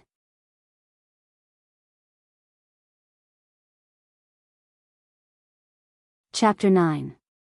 Duque woke up because of a sharp pain under his right rib. In his blurry vision, he realized that the scene had changed from the Northshire Abbey to the Elvain forest full of dark branches. "Kid, can you hear me?" "Ugh." Hearing the voice that was deliberately suppressed, Duque knew that he could not possibly know who the person was. Duque swore that he did not know this guy at all. Opening his mouth wide, Duque realized that he could only spit out a blood bubble. He could not speak at all. At this moment, Duque realized that a dagger was stabbed under his right rib. The paralysis poison made his senses less sensitive, but the pain was still beyond the paralysis range of the paralysis poison. It brought waves of heart-wrenching pain to Duque. "Kid, I'll let you die knowing. If you did not embarrass Sir Brando so much during the day, maybe the Brando family would have accepted you into the family because of your talent as a mage. Haha. It's a pity that you have such talent." Ugh. Duque wanted to curse, but the dagger had caused a large amount of blood to flow into his lungs. Half of his lungs were submerged in blood. He was in so much pain that he could not speak. Damn it. Damn it. As expected, there was nothing good about the nobles. An emotion called regret dyed Duque's heart. As a law-abiding university student, Duque's heart had not completely changed, so he fell into the trap. He fell to the other party's revenge so easily. All Brando had to do was send out an unknown thief to take him down. "Kid, don't think that anyone will stand up for you. No matter how strong your talent is, if you can't turn it into strength, you are still that weak kid. Don't worry, I'll take good care of you." The other party grabbed Duque's face and twisted Duque's neck forcefully, pointing at a blurry place in the distance. It was the lakeside, and there were many rough triangular houses. Next to the lake, there was a large group of monsters with the upper bodies of fish and strange humanoid limbs. Duque immediately recognized them. Yes. Merman. The man laughed ferociously. A boy who was unfamiliar with the ways of the world. He was too excited to sleep at night, and then he accidentally wandered into the Elvain forest. He ran into the Murlocs who didn't care about meat and was eaten. Wasn't this a perfect script? At least no matter who suspects it, there's no way to prove that Sir Brando did it. Duque's body trembled. Thinking about how his body was about to be torn apart by those sharp and smelly teeth, Duque felt a wave of disgust. His vision darkened. Duque was dead. The other party had overestimated Duque's small physique. Perhaps in the eyes of the other party, even a commoner kid would be able to last for about 20 minutes. What? He died just like that. I want to hear your screams when you're swallowed alive by the Murlocs, and then record it with a magic crystal for Lord Brando. The other party looked annoyed, but in a flash, he was relieved. Forget it, I'll bring back the remains of his body after the Murlocs devoured him. Let his lordship know that he suffered enough pain before he died. That should be enough. With that, the bandit assassin stepped forward, trying to drag Duque's leg, lift him up again, and throw him to the Murlocs. Just as he picked up Duque, he suddenly found that the weight on his shoulder disappeared. Oh. Is that so? Then I'll use the same method to deal with you. You don't have a problem with that, do you? Duque's cold voice sounded behind the bandit like a ghost. The voice of the system elf kept ringing in Duque's ears. The continuous voice should be slow and time-consuming, but Duque suddenly found that the voice was compressed, like a high-level computer that could complete billions of calculations in a second. The voice of the system turned into words, pictures, and even telepathic information that Duque could understand and was directly received by Duque. In the outside world, not even 1,000th of a second had passed. Detected that the host is in a major crisis. Estimated enemy's reaction time is 0. 3 seconds. Casting process ignored. Detected that there are no borrowed elements in the outside world, automatically changing to extracting the host's internal magical energy. Calculating entropy value, spell model reset. Special skill, Calm and Composed, activated. Calm and Composed, meta magic ability, able to automatically ignore the casting time of the next non-instant cast spell, changing it to instant cast.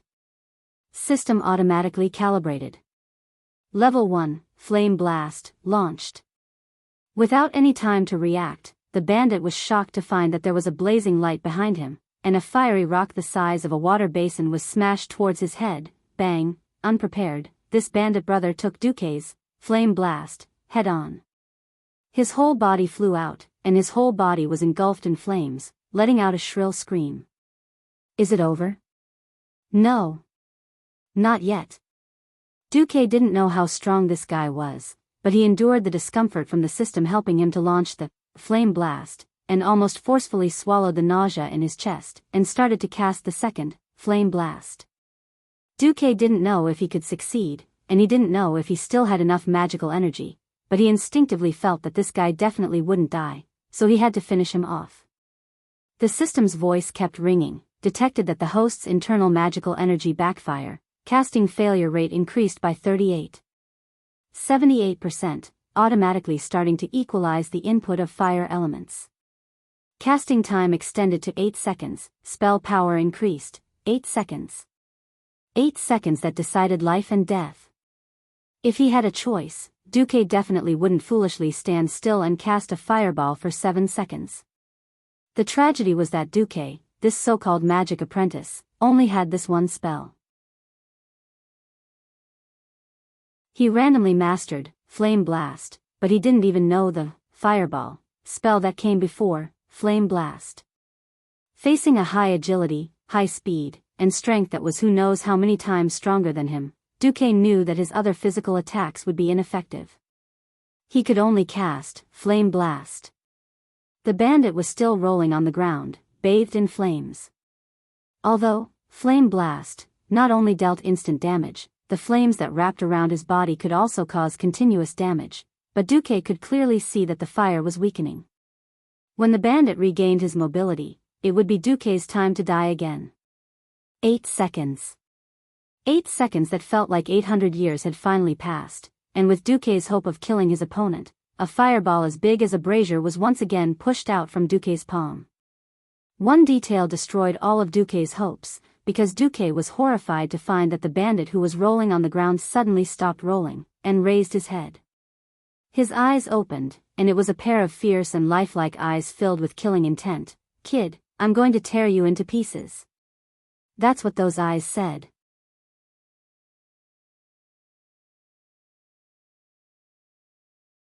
Chapter 10. In the next instant, the rogue raised his left hand, and a shadow cloak suddenly spread out. Even if Duque hadn't seen it with his own eyes, he knew that this was the rogue's godly skill, Shadow Cloak. In the game, this skill had a 90% chance of blocking magic damage once. Damn! How high is this rogue's level? This guy's screams and rolling around were all acting. Other people said that life was like a play, but now Duque said that the play was like life. Duque could almost foresee that he was going to die again. At this moment, Duque even made up his mind that even if his corpse was ruined and his corpse was camped, he wouldn't revive first. At this moment, Duque was shocked to find that there was still 98% soul power in the system notification, but only 88% of humanity was left. What's going on? Duque shouted in his heart. The system elf came out. Because you were killed in a state of extreme pain and resentment, your death in this situation will cause additional loss of your humanity. Then what should I do? Fortunately, the system elf wasn't that cruel and replied to Duque with a cold dish or something like that. It replied seriously, if you can kill your target of hatred, you should be able to get back half of the lost humanity.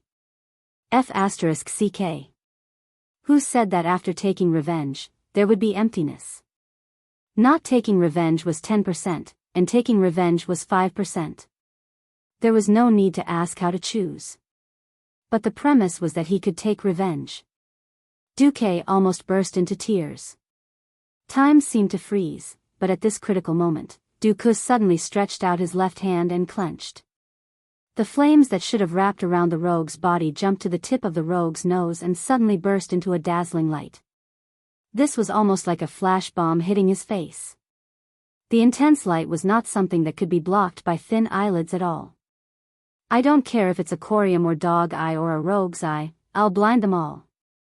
The rogue instinctively stopped his shadow cloak, because of the strange flash.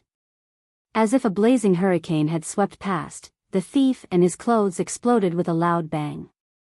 Even the trees around him were affected. Countless wood shavings, stones, and pieces of human flesh and bones expanded and exploded backwards in an instant. Then, a few seconds later, they scattered again, like countless fireflies dancing in the sky, and then withered. At the moment of the explosion, an almost imperceptible speck of light flew out from the thief's body and shot into Duque's chest like a bolt of lightning. Of course, Duque did not notice this abnormality at all. Because his eyes were also affected. Woo-woo. Everything happened too fast. It was as fast as lightning. Duque had blinded the dog's eyes, and tears had come out of his own eyes because of the strong light. The only thing he could be sure of was the system elf's notification. Congratulations, you've killed an unknown level rogue. You've received 8,800 soul experience points. Despite the pain, Duque knew that the rogue must have received the entire flame blast. Here, this is a handkerchief that has been soaked in water. You should feel better after applying it to your eyes.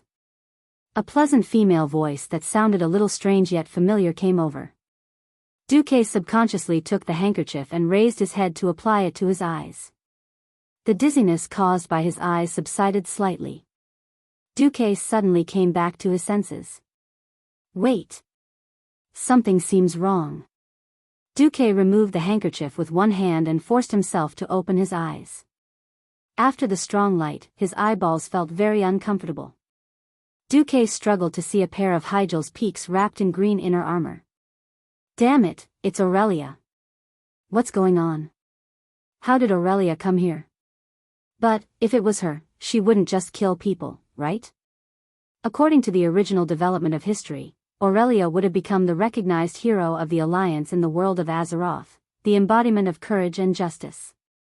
She first became famous in the war between the High Elves and the Trolls, and then became active in the frontline of the Alliance against the Orcs. Although he didn't know why Aurelia was here, Duque was obviously relieved and sat on the ground. Duque felt good, but Aurelia was not. Hey, you're so weird. What do you mean by looking at me? You just looked at me and then sat down? How did you know that I'm Aurelia Windrunner? Hey. Aurelia had her hands on her waist, like a female T-Rex that was about to go berserk. The mana in my body is chaotic. Let me take a break. He didn't know if what happened just now counted as killing an enemy above his level, but Duque didn't feel good. Humph. Aurelia was so angry that her teeth itched. Seeing that the human youth was in such a bad state, she chose to remain silent. In this world, the High Elves were the ancestors of magic. Aurelia was born into the Windrunner family. Even though she inherited the skills of rangers and hunters, Aurelia, who spent her days with a group of mages, could see that Duque was on the verge of being devoured by magic. There were a few minutes when Aurelia thought that Duque would be killed by the backlash. Miraculously, she saw that Duque could actually do something that many official mages couldn't. He was orderly guiding the elements in his body back to their place and calming their flow. This was not something that a mage's apprentice could do.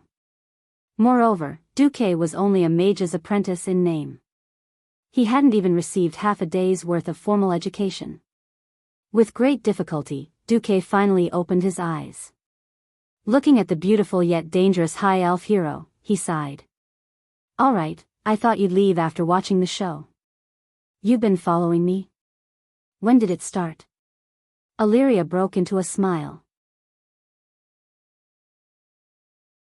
Even though the night couldn't be seen clearly, her beauty was still breathtaking against the backdrop of her golden hair, which seemed to glow on its own. Since you escaped from the wild boar. Since? Aurelia wasn't embarrassed to admit it. At the riverbank for a while. When you walked to Northshire Abbey, I followed you again. That meant she saw everything. Duque suddenly wanted to die. Suddenly, Duque had a question. You exposed Brando's act of stealing credit and caused me so much trouble, and then watched as that guy attacked me? Do you still have a conscience? Yo, it seems that you know a lot of things. Aurelia smirked. Yo, in front of me, there's a super mage's apprentice who tricked the king of the forest, the famous Aurelia Windrunner. His mirror image is more powerful than many high-level mages. I think you can deal with that little noble. Besides, if things really go wrong, I'll take you to Lordaeron or somewhere else. Aurelia was really casual. Duque was a bit dizzy. Alright, I'm dead. I've been mistaken for the mirror image technique. That was a high-level spell that only level 80 mages could learn in the game. The only good thing was that because Aurelia thought it was mirror image, Duque didn't have to bother lying about why he died and resurrected. Duque really didn't know how to tell Aurelia about such a high-class resurrection method.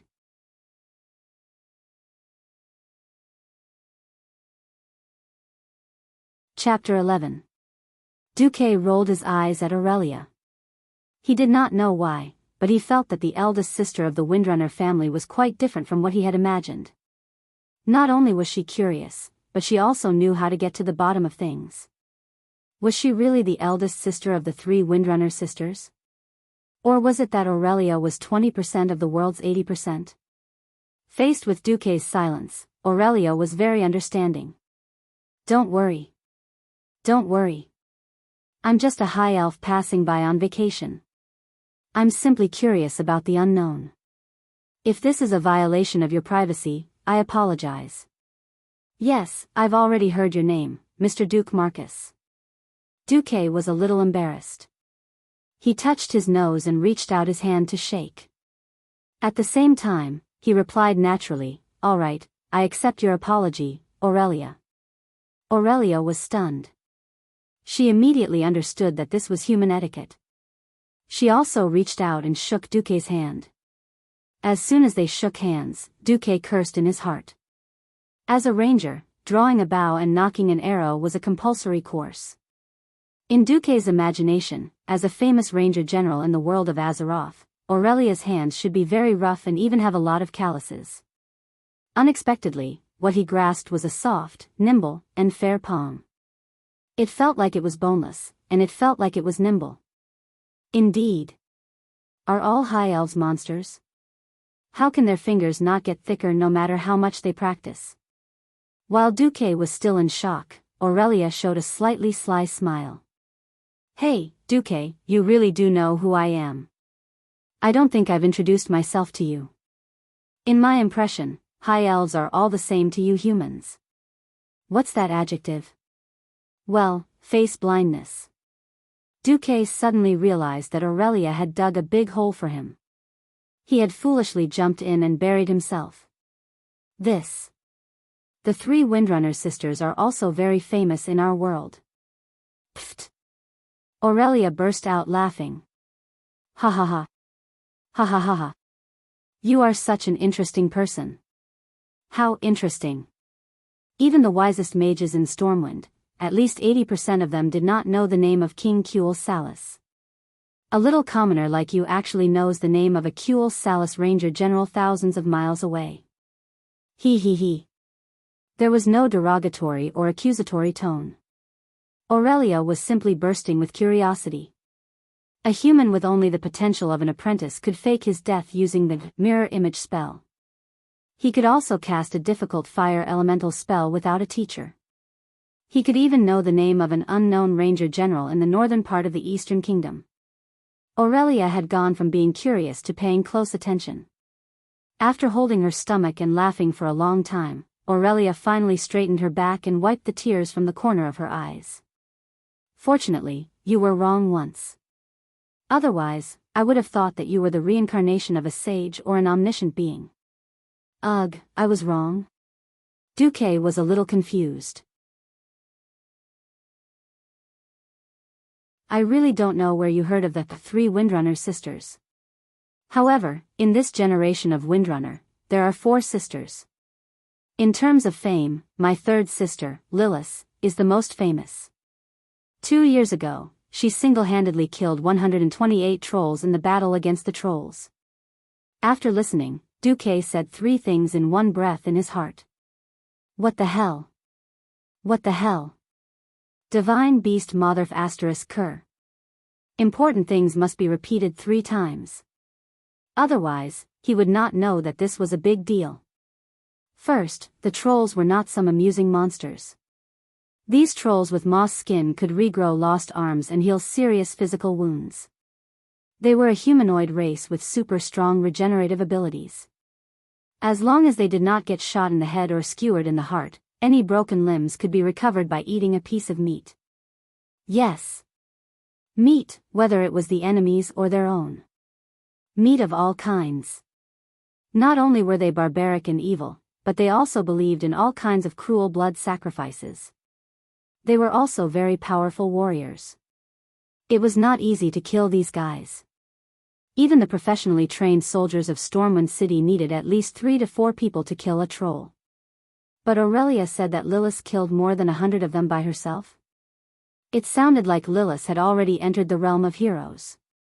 Ugh, actually, the important thing was the second thing. It was Lilith, not Rira's. In the original game that Duque played before he transmigrated, in this generation of the Windrunner family, other than the 3 famous Windrunner sisters, there was actually a little burden, the 4th child, who was also the only male, Rira's. And in this timeline, Rira's should have died in the invasion of the trolls. This was also one of Aurelia's biggest worries in the future. But now, the 3 Windrunner sisters had become 4 sisters. Not only did Rira's become a sissy, but he also sounded very arrogant. This was the system's judgment of 20% discrepancy. Duque's heart was in a mess in the night wind. Damn it. He always felt that if he completely believed in the events of the game before he transmigrated, he would die a terrible death. Duque could almost see the ghoul Duque in the mirror of fate waving at him. Seeing Duque's mouth open in surprise, which was big enough to fit an egg, Aurelia laughed heartily. He. Looks like you know what a troll is, right? Isn't Lilith powerful? She's the sister I'm most proud of. But, having a sister who is too outstanding is also troublesome. Those bastard counselors Qul Salis find trouble with me and my second sister every day, saying that the Windrunner family is dominating the entire ranger team. So, in a fit of anger, I took a year's leave and ran out to relax. Duque was speechless. How could this work? However, he at least understood the meaning behind Aurelia's words. She, as a ranger general, did not mind exposing the dirty secrets in Qul Salis's country. She would also not say that he killed this thief. After all, Illyria felt that there shouldn't be any conflict of interest between a high elven ranger general and an insignificant mage apprentice from a human kingdom. Duque sighed, all right, you don't care about my conflict with the nobles, and I don't care about your observation of me. Is that what you mean? Don't make me sound like a peeping Tom. I just want to say that if you have any interesting activities that can relieve your boredom, please call me. All right, as a reward for your courage to go against the stupid nobles, and as a thank you gift, this is for you. Aurelia handed over a booklet. This is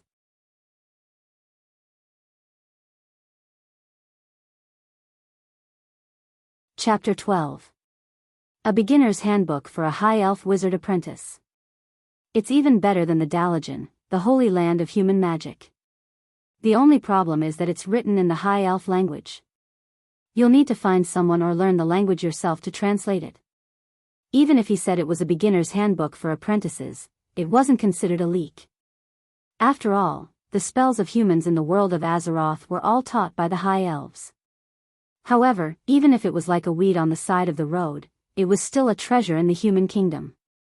Looking at the system notification, you've received a beginner's handbook for a High Elf Wizard Apprentice.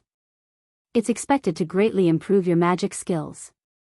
Duque was so happy that he almost cried. Fine, I'm a newbie now. Aurelia, I'll save myself the trouble of being bought over by you. Duque suddenly remembered something. Wait. Haven't you Windwalkers always been rangers for generations? Why do you have this? Aurelia blushed. Damn brat, do I have to say it out loud? Back then, third sister Sasha was bored and wanted to try out magic. The elders of the mainstream magic faction in Qul Salis were very excited. They thought that the Windrunner family had finally produced a weirdo who was close to the mainstream magic faction. They spent a lot of effort to get this to lure Sasha into the world of magic, but Sasha threw it away after looking at it for 3 minutes. Do you want me to return it when I'm passing by the Dalajan? Aurelia would never say such an embarrassing thing, so she argued, I didn't steal it anyway. If you don't want it, give it back to me. I want it. Of course I want it. Duque didn't let go of the handbook, as if he was afraid that Aurelia would snatch it back. Seeing how nervous Duque was about her gift, Aurelia smiled. Also, this is for you. Aurelia handed him a green leaf that contained a strange energy. You know how to blow a leaf, right? Once you blow this, I'll rush over. Remember. It has to be something interesting to summon me. Also, if you don't look for me for too long, I'll come looking for you. Pfft. Duque choked. As it turns out, this guy is relying on me.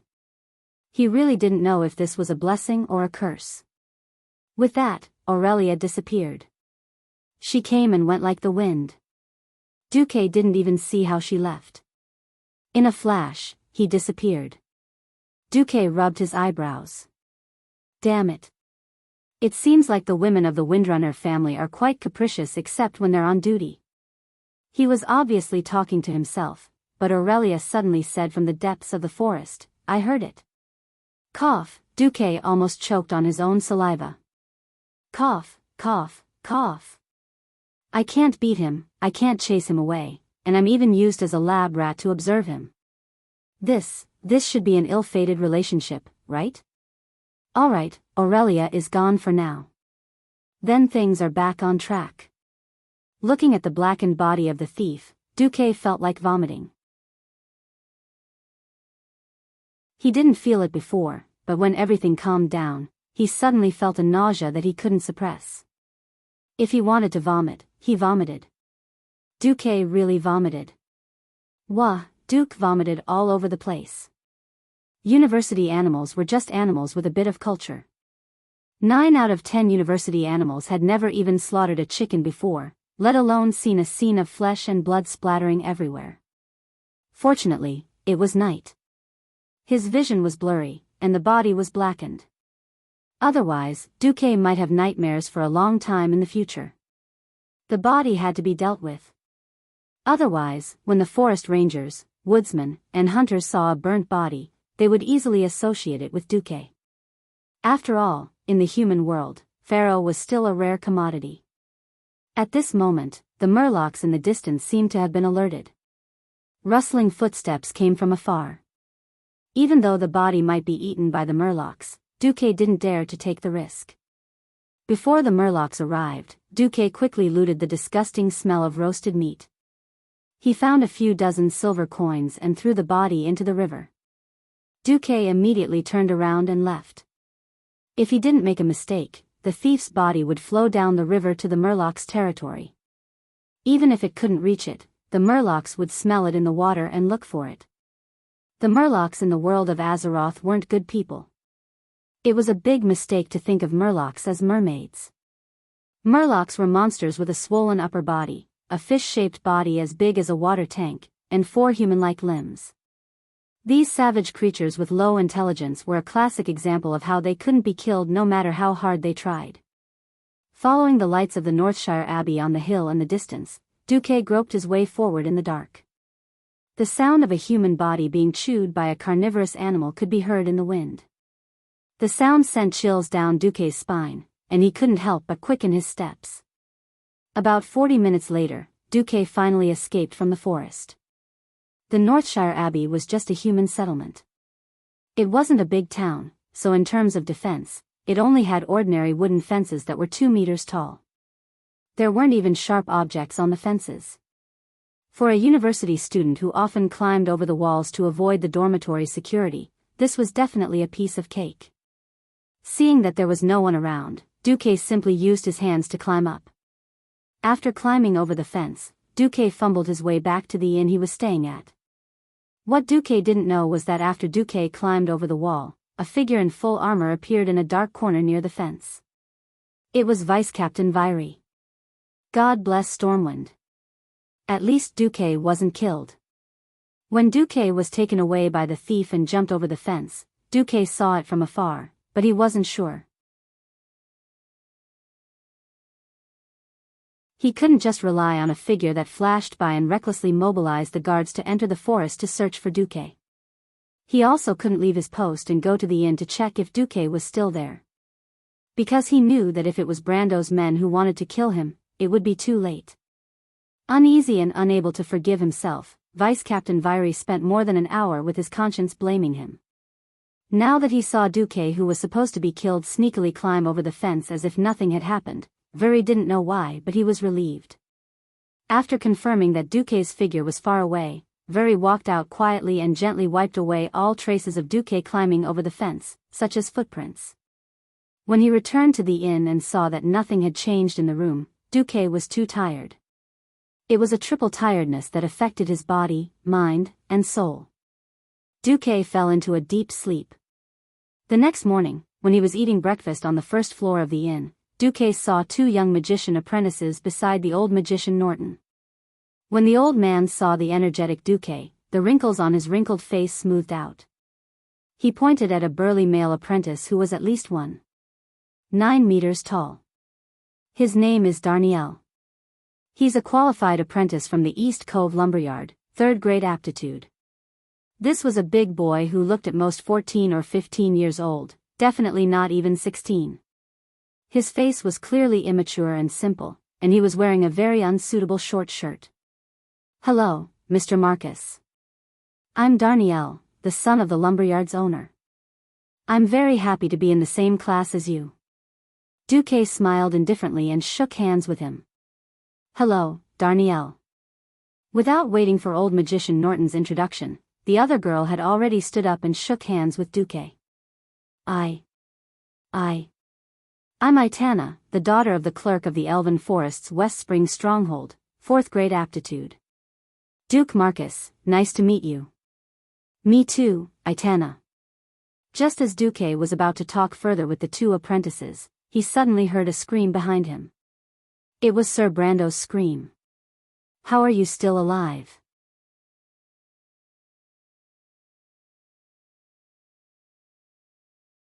Chapter 13.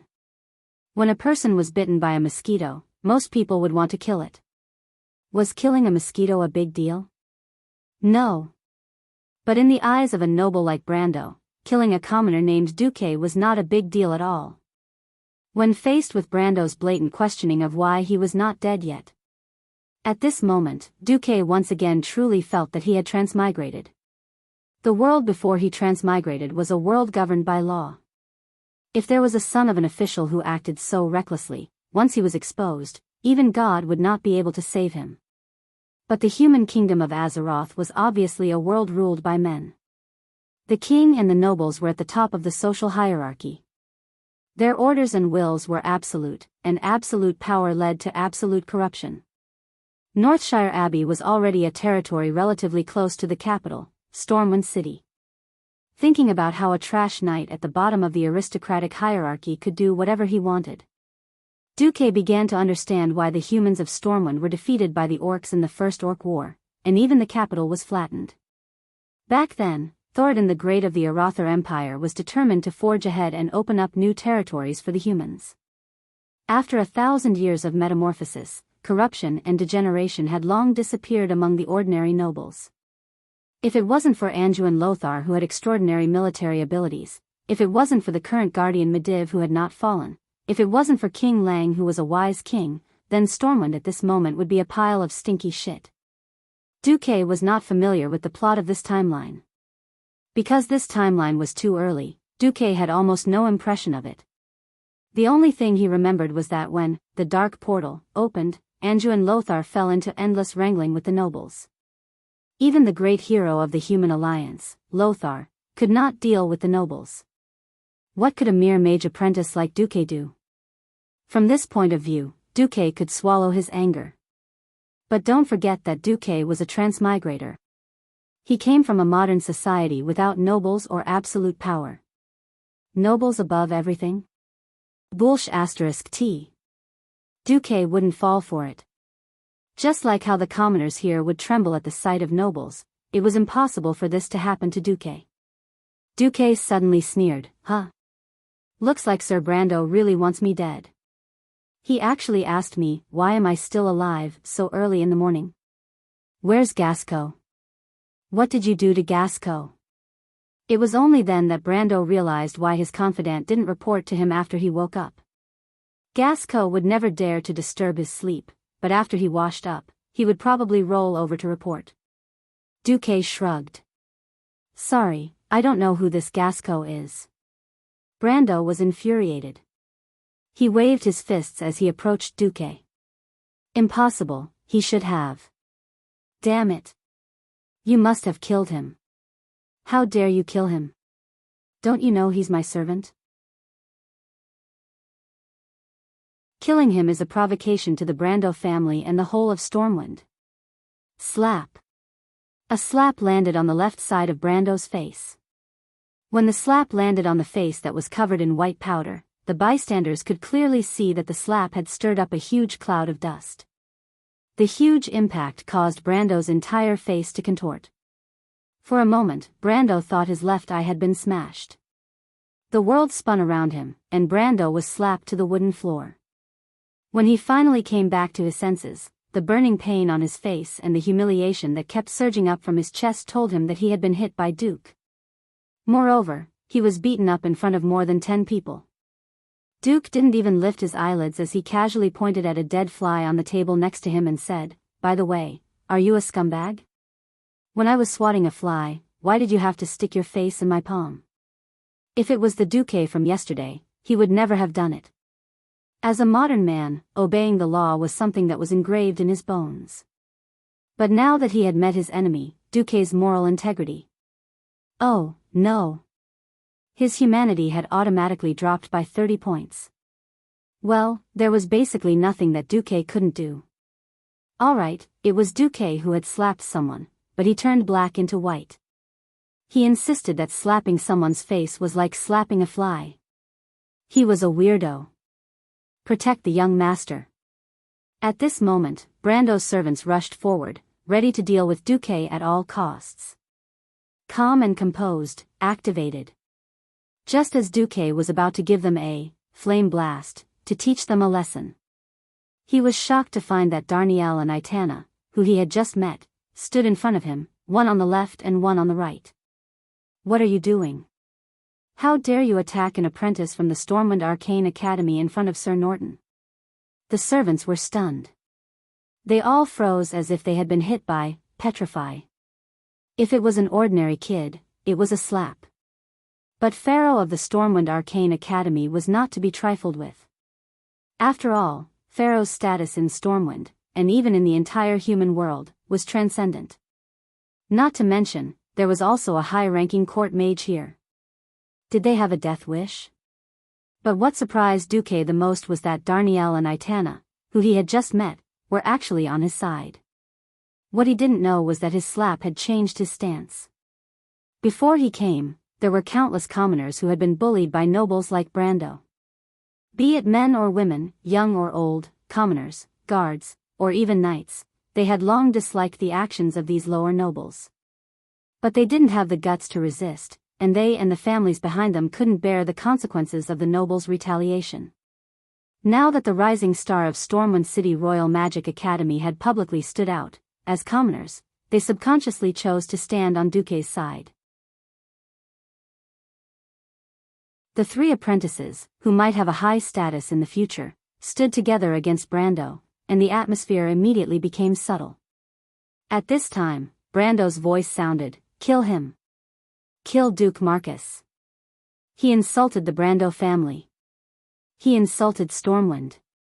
He insulted Thoradin the Great's bloodline. He should go to hell and be burned for 10,000 years. Kill him, and the Brando family will bear the consequences." Brando's embarrassment turned into anger, and he didn't even want to hide his shame. "Kill me? Then I'll kill you first." Duke made his move. He made his move without any hesitation. He directly used a flame burst, without any hesitation. Even Darnielle and Itana, who were in front, were almost affected, and they almost subconsciously dodged. Seeing the huge fireball the size of a water tank, Brando was so scared that he peed his pants, and the stinky liquid quickly dyed his white pants dark. No.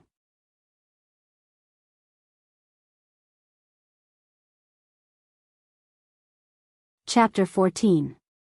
At this moment, an ice wall suddenly appeared out of thin air in the trajectory of the flame blast. The gigantic fireball blasted onto the ice wall that was chilling to the bone.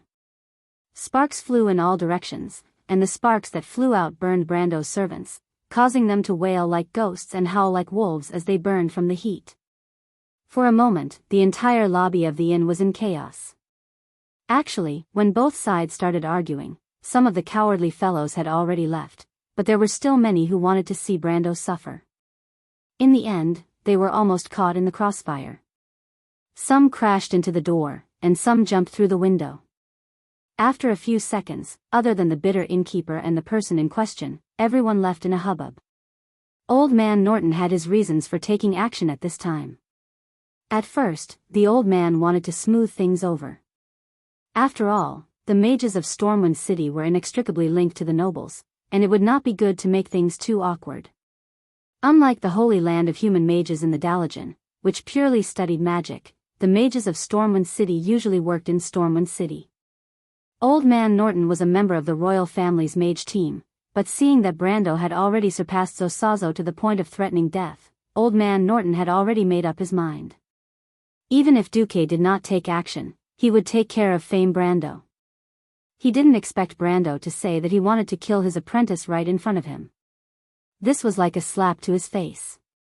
He was going to make a move, but he didn't expect Duke, this so-called apprentice, to know a godly skill like, calm and composed, that could be called a bug. While he was stunned, he almost got into trouble. If he, Norton, and Duque really killed Brando, it would be a huge incident that would shock the entire kingdom. He had no choice but to help Brando block the fireball. Seeing Duque suddenly turn his head and shoot a murderous glare at him, Old Man Norton could not help but smile bitterly. This kid actually hates me. Just as Norton was about to say something, the guards of the Northshire Abbey arrived. The one leading them was Vice Captain Viry. What was surprising was that there were 4 guards behind him carrying a simple stretcher. Without a word, Viry lifted the cloth covering the stretcher. Brando, the useless noble, had never seen such a bloody and horrifying corpse before. Looking at the blood-red leg bones that had been gnawed to the bone, Brando vomited on the spot.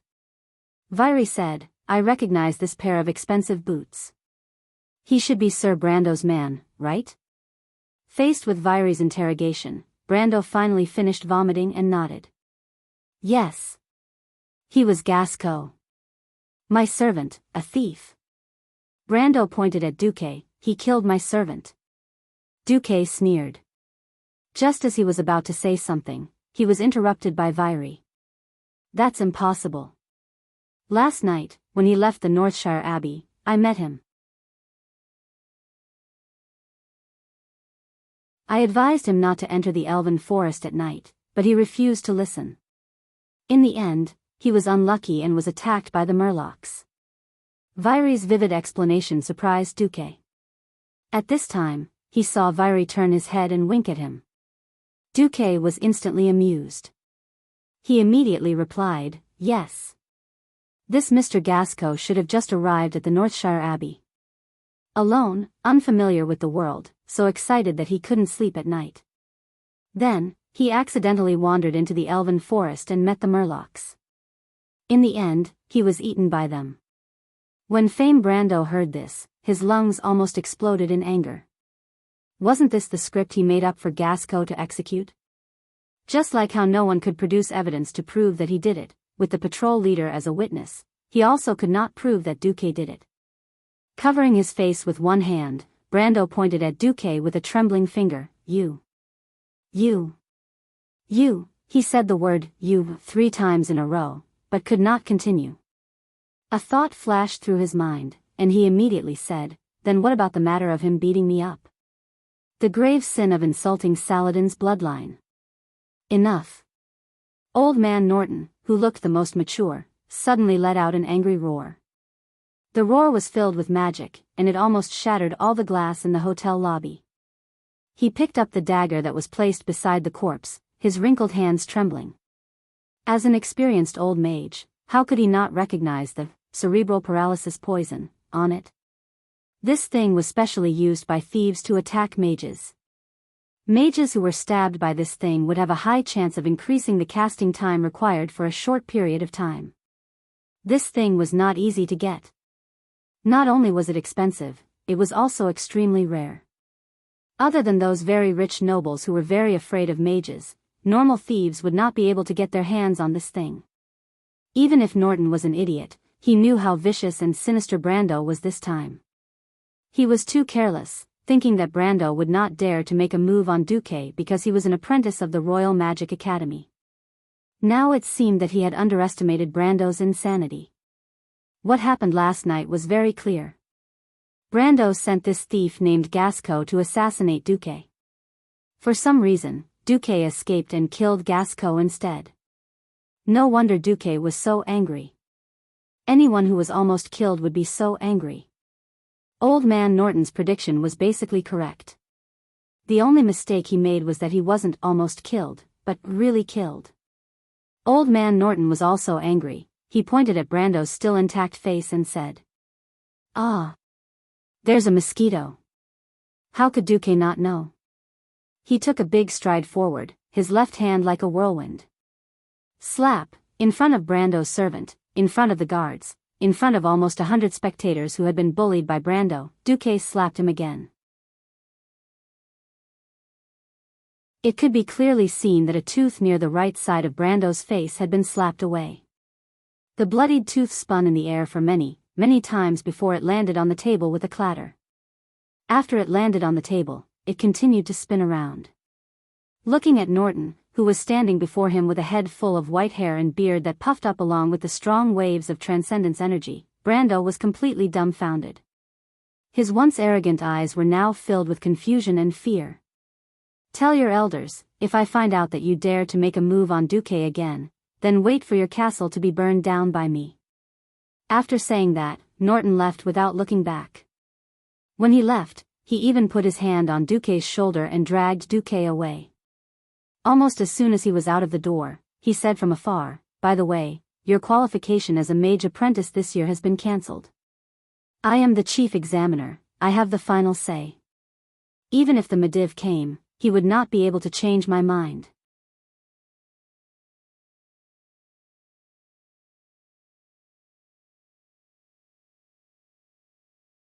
Chapter 15. Brando could not believe his ears. "I'm fired? I'm actually fired?" Brando, who was sitting on the floor, had no more strength left. He laid on the floor of the hotel lobby, his unfocused eyes staring blankly at the ceiling. After being disqualified from the Stormwind City Royal Magic Academy, he was still a noble, but he had become a laughing stock among the nobles. He was not the eldest son of the family, and according to the inheritance laws of Stormwind City and the Arajuo Empire, he could not inherit his father's title. There were only two ways for the nobles to climb up the ranks. They could either be conferred with military merits or climb up the ranks in other ways. Stormwind City was located in the south of the eastern continent of Azeroth, close to the west coast, and to the north was a mountain that could not be developed. Only the Elven Forest, which surrounded Stormwind City in a half-moon shape in the south and east, was the most ideal fiefdom. Unfortunately, after thousands of years, the Elven Forest, which was the heart of Stormwind City, no longer had any spare land to accommodate more nobles. To the southwest of Stormwind City was the barren western wilderness, further south was the dark and gloomy Twilight Forest, and further east was the barren Reedridge Mountains. For the nobles who were greedy for pleasure, no matter which direction they went, it was a godforsaken place. Once they obtained military merits, if they wanted to become a real noble with a fiefdom, then they would have to go in these three directions and suffer in those bitter cold places. So conferring a noble title was not a good idea. It was not easy to climb up the ranks either. The military was firmly controlled by Anduin Lothar. As the last descendant of Thoradin the Great, and one of King Lang's childhood playmates, Lothar's position in the military was not something any noble could shake. It could be said that the nobles could not even insert a needle into the military. As for the position of internal affairs, even if the Brando family wanted to promote him, they would only promote his brother, not Fame Brando. It was not an exaggeration to say that Brando's current position was purely because of his talent as a wizard. Now, he was sentenced to death by a single sentence from Old Man Norton. "Do you think Brando will go crazy?" After a short moment of confusion, his gaze that seemed to have materialized and was filled with killing intent and endless resentment first landed on Old Norton. In the next second, Fame Brando shifted his target in fear and looked at Duque's back. Beep. "You've sensed the hostility of your nemesis, Fame Brando. Your reputation in the Brando family will forever be, deadly enemy." Duque snorted coldly at the system elf's prompt. He thought to himself, "Don't think that killing me will be so easy to forget. You want to kill me, I want to kill you too. I don't believe that I, who can be resurrected, can't win against a small Brando family. Let's see who has the last laugh." Thinking about it was just thinking. Without knowing how to replenish his moral integrity, human nature, Duque would not waste his precious moral integrity to fight a small Brando family. Duque would not do such a stupid thing. Since he had offended Fame Brando so much that even his hatred had solidified, there was no point in trying to reconcile. Even when he walked out of the hotel, Duque still held his head high. The crowd around him was whispering. Duque could not hear it clearly, but he did not care. It was not until he sat in the carriage that Old Man Norton had prepared that he realized that things had changed greatly. He slapped Brando twice, but he did not hear any applause or cheers. As the precious son of the local lord, no one dared to openly cheer for him. However, when the carriage passed by, Duque was shocked to find that many people quietly approached him, gave him a smile, and then handed him a variety of local specialties. A few eggs, a basket of potatoes, or a box of bacon. The villagers' thoughts were so simple and honest that it made Duque's throat choke. Ever since he was born, he had lived for 18 years. He had not done anything bad, but he had not done anything good either. Suddenly being worshipped as a little hero, Duque felt strange. Just as Duque was about to say something, he suddenly remembered the system notification. Congratulations, you have received the gratitude of the people of Northshire Abbey. Your reputation in Northshire Abbey is respect. Due to unknown reasons, your humanity has been slightly restored, and your humanity has increased by 1%. Your current soul energy is 98%, and your humanity is 94%. This, could it be that doing good deeds and gaining the recognition of the people could restore my moral integrity? For a moment, Duque was a little dazed. He suddenly thought of many things. Just like in the game, reputation was a very important thing. He did not expect that after transmigrating, reputation was just as important. It was only when he boarded the carriage that Old Man Norton prepared, and was in a daze that Duque came back to his senses. Hell, the carriage in this era was definitely a luxury for ordinary people, but for a transmigrator like Duque who was used to smooth asphalt roads and comfortable cars with springs, it was a torture. After boarding the carriage, the atmosphere changed again. The three apprentices obediently sat in a row opposite Old Man Norton. The damned old man took out a pipe from nowhere, and blew smoke rings out of the window in front of the three little ones. Little fellows, this old man, was once as young and vigorous as you all. Although I agree with your actions from the bottom of my heart, unfortunately, there is a piece of news that I have to tell you. You are in big trouble. Darnielle and Itana's expressions changed instantly. At first, they almost subconsciously stood beside Duque, but after the excitement passed, fear rose from the bottom of their hearts. They had offended the nobles.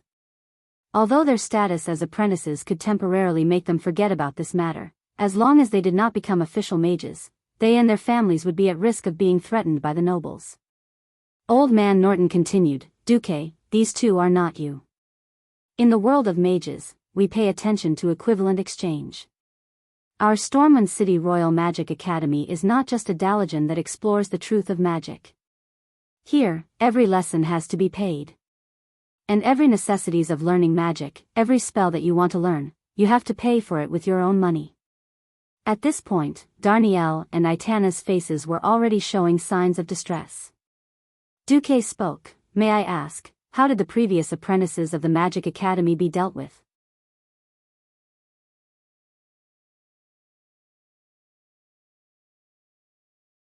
Chapter 16. Old Man Norton sighed and blew out a ring of smoke. After you've officially learned magic, you may be able to collect money by exploring ruins and joining mercenary groups to do missions. But before that, you can either learn from you and get no more than 3 scholarships per year, personally sponsored by Court Archmage Mediv. Or you can show your talent at the exchange before school starts and join a noble family. After graduation, you can become a noble mage of that family and receive full financial support from that family during the semester. After a pause, the old man gave an example. First of all, a copy of the Magic Academy's teaching materials for apprentices costs a gold coin. Of course, this is based on the premise that you're completely literate. Without teaching materials, you can't learn anything. In addition, you have to get spellcasting materials for practice. After the old man finished speaking, Darnielle and Itana's faces were completely pale. Both of them were from commoner families, and before the exam, they had never thought that there would be so much trouble. What was the concept of a gold coin? Who knew how many years it would take for their family to gather this amount of money even if they didn't eat or drink? Now, for a moment of anger, they had accidentally forced themselves into a dead end. Even if they thought with their toes, they would know that before the situation became clear, no noble family would dare to invest in them. The tall Darnielle was slightly stubborn. In the face of trouble, he still pursed his lips and his waist was still straight. But the slightly weak Aitana was different. Her body unknowingly began to curl up a little, her hands tightly gripping the hem of her skirt above her knees. Her face was so sad that she looked like she was about to cry, and her eyes were red. Seeing their reaction, Old Man Norton also sighed deeply. Perhaps this was the situation where a copper coin stumped a hero. At this time, Duque took out a booklet from his pocket. "Excuse me, can I lend this to Darnielle and Aitana?" "This is..." Old Man Norton's eyes, which were a little cloudy just now, suddenly became clear. No, his eyes were even as bright as light bulbs. "Damn it. Where did you get the High Elf Mage Apprentice Handbook? Is it very noble?" Seeing the old man's reaction, Duque was a little dumbfounded. Nonsense. Human magic was taught by the High Elves. When it came to magic, the High Elves were the ancestors of humans. Don't underestimate this manual for beginners. There are so many old men in Dalajan who want to get their hands on an original copy, but they can't. As he stared, Old Norton gasped. "Oh God of magic, you're actually not a human, but a descendant of the High Elves, aren't you? No, you're the illegitimate son of the Sun King, right?" As soon as the old man said this, Duque immediately felt 4 pairs of eyes staring at his face, making his face feel like it was on fire. Duque's face was also filled with confusion. "How so?" The old man flipped over the cover of the letter and pointed at a signature that looked like a scribble to Duque and the other 2. "Do you know what's written here?" The 3 little ones shook their heads in unison.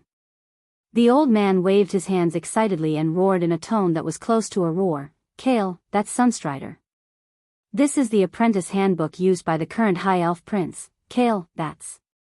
Damn it, anything from the Sunstrider royal family, even if it's an introductory handbook for a mage apprentice, is a high-grade item in the eyes of human official mages. Tell me, Duque, where did you get this thing? If you don't handle it well, this thing will bring you great trouble." After the old man finished speaking, Duque was no longer afraid. This thing, there shouldn't be a problem with its origins. It was given to me by a passing, bored High Elf Ranger General of Kuel Salis." "I see." Old Norton and Darnielle were immediately relieved. But at this moment, Duque suddenly heard a voice floating in the wind outside the window. "Humph. Damn it. Aurelia, how bored are you? You're actually following me?" There was a dense forest on both sides of the road. To be honest, the speed of the carriage was not slow. It could be imagined that Aurelia could run faster than a carriage in the forest. However, Aurelia did not express any obvious objection, which gave Duque a new idea. "Respected Mage Norton, may I ask, if I give you a copy of this introductory handbook for a High Elf Mage Apprentice, how many things can I exchange for, including 2 sets of Stormwind City Magic Academy Apprentice Handbook?" "Oh, about a month. After a month, I also hope to get a translation of the common language." Old Norton was stunned. From the 2 innocent and ecstatic faces beside him, the old man knew that Duque had succeeded. Damn it, it was not a transfer, but just lending it to him once and he wanted to receive benefits. Not only that, he even caught him to be a translator. This kid is very shrewd. Alright, whether it was official or private, he could not cheat Duque. "You win, kid." Old Norton shrugged helplessly. "You will get what you want. Since you are pleasing to the eye, I will give you 20% more than the market price. As for the specifics, I will slowly calculate it for you when we get there." The old man's promise made Duque see a golden thigh that was slowly rising to the top. It took 3 days to get from Northshire Abbey to Stormwind City. This was something that Duque only found out after he set off. Even though the geography of this world was basically the same as the world in the game, the geographical area was definitely magnified by who knew how many times. That night, Duque was attacked. He woke up to a pain in his ear, and when he opened his eyes, he was almost scared to death. Because what he saw was not the top of the tent, but the inexplicable bright starry sky.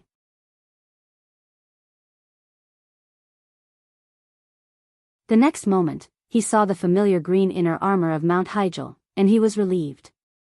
The High Elves were a very sensitive race.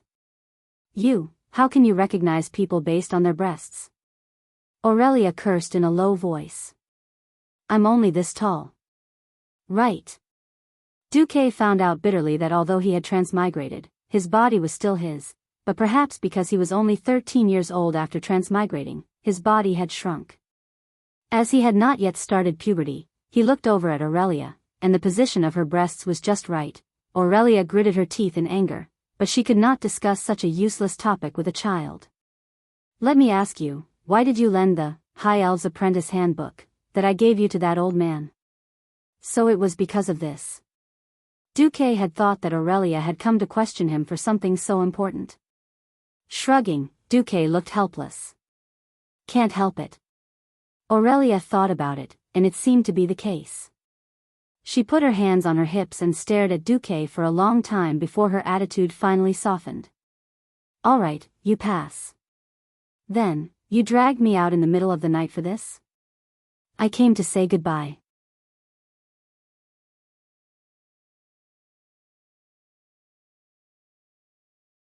Chapter 17. Huh. Didn't you say that your vacation was a year long? The trolls near Kuel Salis are acting strangely. Those cowardly old men sent an urgent order to transfer me back. They had not known each other for long, so Duque was still very grateful to Aurelia. Suddenly hearing that this golden coattail was about to leave, Duque still felt a little disappointed. Then, I wish you a safe journey. Aurelia was stunned. The phrase, safe journey, was definitely the best wish for a windrunner. Unknowingly, Duque had warmed her frustrated heart. All right, you've unintentionally coaxed me again. Let me tell you something small. If you're in trouble, go find him. With that, Aurelia threw a small item over. Duque caught it and saw that it was a small silver accessory with a name engraved in the High Elves language. I don't know the High Elves language, Duque said bitterly. Then learn it. Even though I'm a windrunner and come from a family of rangers who have been roaming the forest for generations, I still have to say that the High Elves' magic is the most powerful magic. The pride of the High Elves was on full display at this moment. Aurelia puffed out her chest proudly. All right, you have the biggest chest, you have the final say. Yes, yes, yes. Duque did not refute. After all, the High Elves were the ones who played magic in Azeroth. Hey, why do you look like you want to send me away? No, no, no, how is that possible? Duque hurriedly cried out. Sigh, Aurelia suddenly jumped onto a tree. Her left hand supported her right elbow, and her right hand supported her chin. She sat on a branch and looked at Duque. She suddenly changed the topic. Actually, I envy you. Huh? You're young, energetic, and not afraid of power. Unlike me, I'm a ranger general, but in front of those counselors, I'm afraid my status is lower than a magic construct without self-awareness. So when I saw you slap that noble young master, I was very happy. Hey. As expected, you still peeped. I would think, if only I had the courage to slap those bastard counselors a few times. Unfortunately, I can't do it. I'm the eldest daughter of the Windrunner family. Not only do I have to be a role model for my sisters, but I also have to represent the face of the Windrunner family. My every move will be magnified infinitely. Suddenly hearing Aurelia's bitter confession, Duque fell silent. So, the curious me you see is definitely not the usual me. When I returned this time, I would once again be the serious and unsmiling Ranger General. Of course, it is precisely because Kuel Salis and Stormwind are so far apart that we will most likely not have the chance to meet again in this lifetime that I am telling you all this. Seriously, I want to thank you. At least for the past 2 days, you've made me feel interesting and happy. Duque suddenly smiled and asked tentatively, then, are we friends? Aurelia shook her head. No, the high elves are not interested in being friends with humans. It should be said that we all avoid being friends with humans. Because compared to the infinite life of the high elves, the lifespan of humans is too short. A human's lifespan of a few decades is like a nap for us.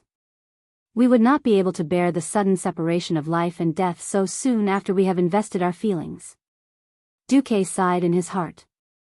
Sure enough, different races have different values. But Duque smiled mysteriously. But I have a feeling that I will see you again in 5 years.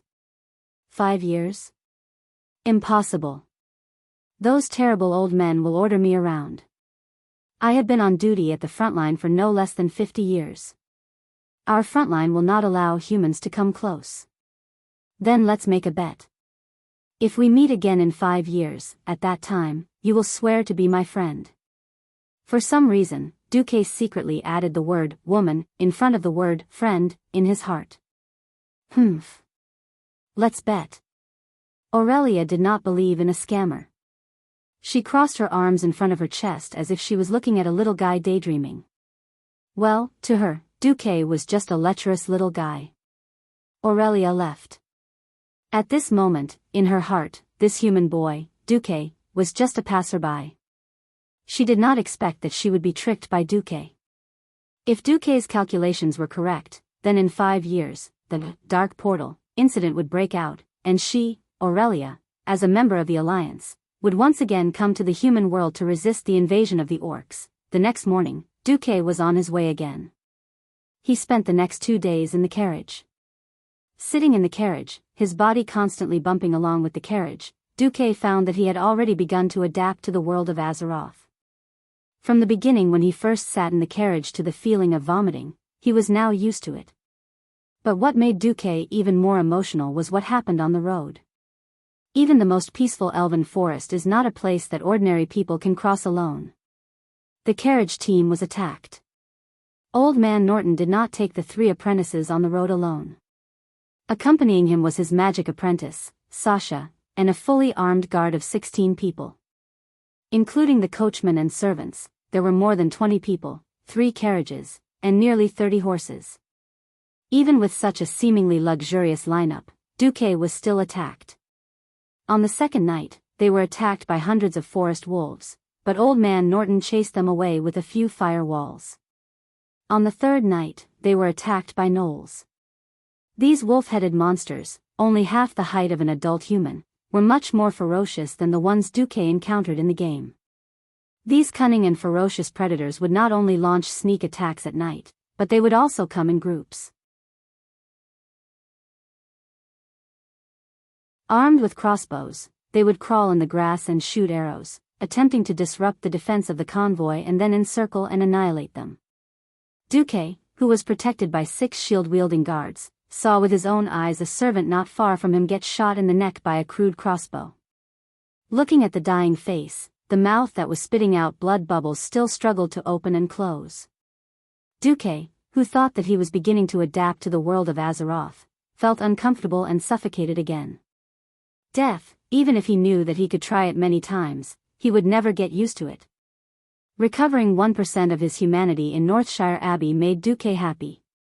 But he still felt that it was not a simple method. It was still a time of peace. Once war came, then. Don't lose your integrity too quickly. Beside Duque, Darnielle and Itana seemed very normal. When Duque asked them, the answer he got was, in this world full of monsters, dead people are very common. Duque was a little speechless. The only fortunate thing was that they finally arrived at Stormwind City on the evening of the 3rd day.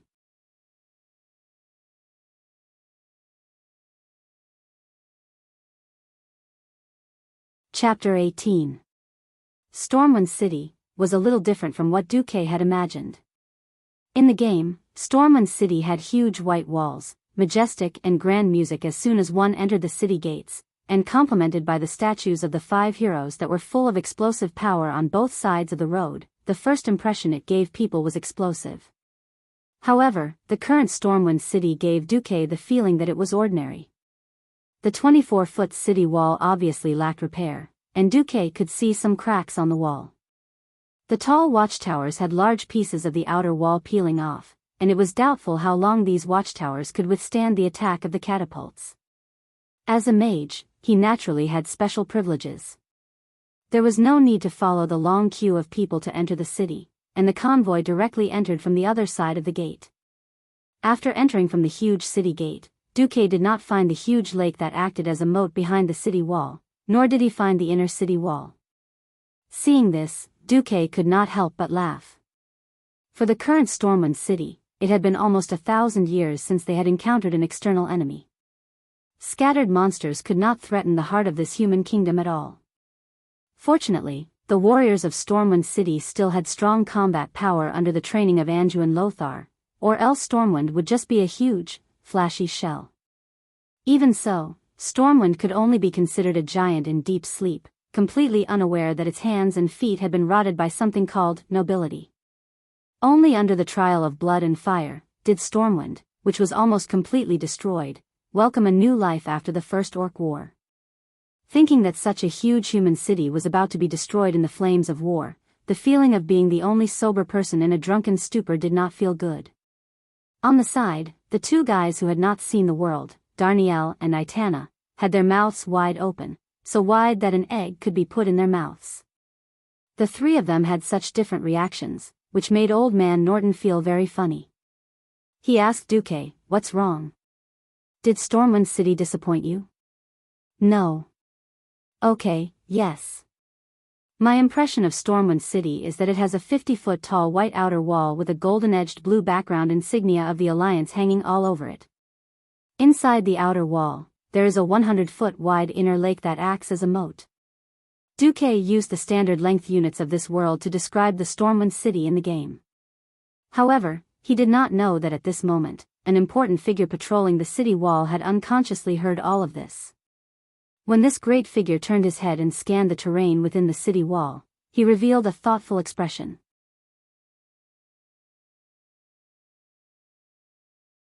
The carriage drove through the bustling streets, and after getting rid of the hustle and bustle of the trade district, the convoy quickly crossed a small river and entered the Mage District where the Royal Magic Academy was located. As soon as he crossed the bridge, Duque heard an explosion. Another explosion? This time, it's Wizard Baral's laboratory. Damn it. We should build a tall wall. The citizens of the trade district are scared out of their wits. Through the window of the carriage, Duque saw the guards of Stormwind City allocating people out of habit. Some maintained order, some went to extinguish the fire, and a few ran to the church square to call for priests who knew healing spells to save the situation. This. You'll get used to it. Old Man Norton was also embarrassed. Duque suddenly felt that mages were a group of weirdos who were walking further and further down the road of death. Alright, thinking that he would soon be one of these weirdos, Duque suddenly did not feel good. Luckily, this world still has the great goblin engineering to block the bullets. Duque muttered to himself. Yes, the mechanical products that often caused explosions were those little green-skinned people that were only as tall as a human's thigh. It was very different from the game. In this timeline, there was a huge magic academy in Stormwind City. It was 10 meters tall, inlaid with fine gold patterns, made of iron. It was even more awesome than the doors of many universities in Duque's previous world. On the square made of pure white marble tiles, Old Man Norton was the first to get off the carriage. "Alright, young lads and ladies, we're here." The old man pointed to a building that looked like a library at the side of the square. "Go in and report. Your information has been sent ahead of time. Inside, there will be a troublesome dormitory manager who will play a little game with you. If you win, you'll receive additional rewards. That's all I can say. Good luck." The old man rolled his eyes. "As for you, Duque. After arranging the dormitory, come to my laboratory. It's about the things you exchanged with me." "Alright, Sir Wizard Norton." When there were outsiders, Duque had to be polite to the old man. After all, the old man's qualifications and identity were there. Stepping onto the 9 steps, Duque and the other two entered the library. They didn't see anyone. Instead, there was no one in the huge and empty hall. The huge glass ball hanging from the ceiling emitted a soft light that was brighter than candlelight. This made Duque think of energy-saving lamps or something. Here. Here. Duque and the other two were startled, especially the timid Aitana, who let out a scream. Because the oil paintings on the walls of the hall moved. The people in the paintings were waving at Duque and the others. It was obvious that all the paintings were of the same guy with a brown hood whose face could not be seen.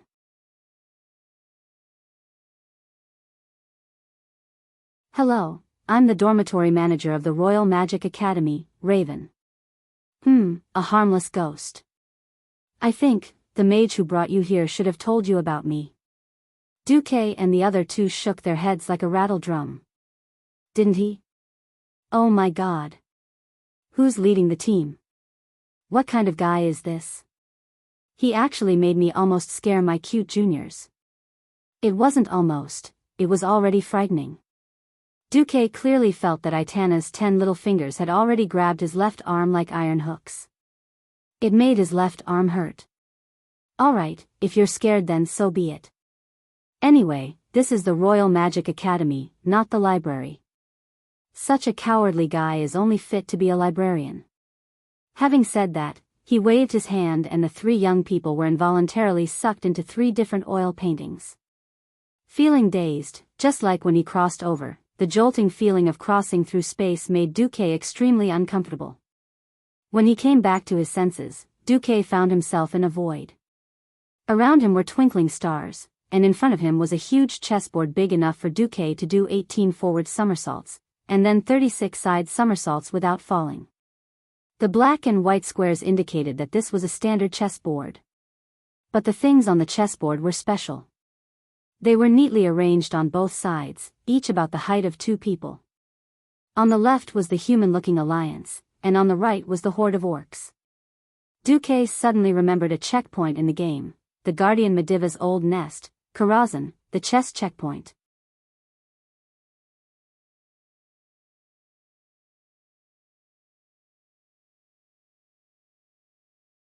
Chapter 19.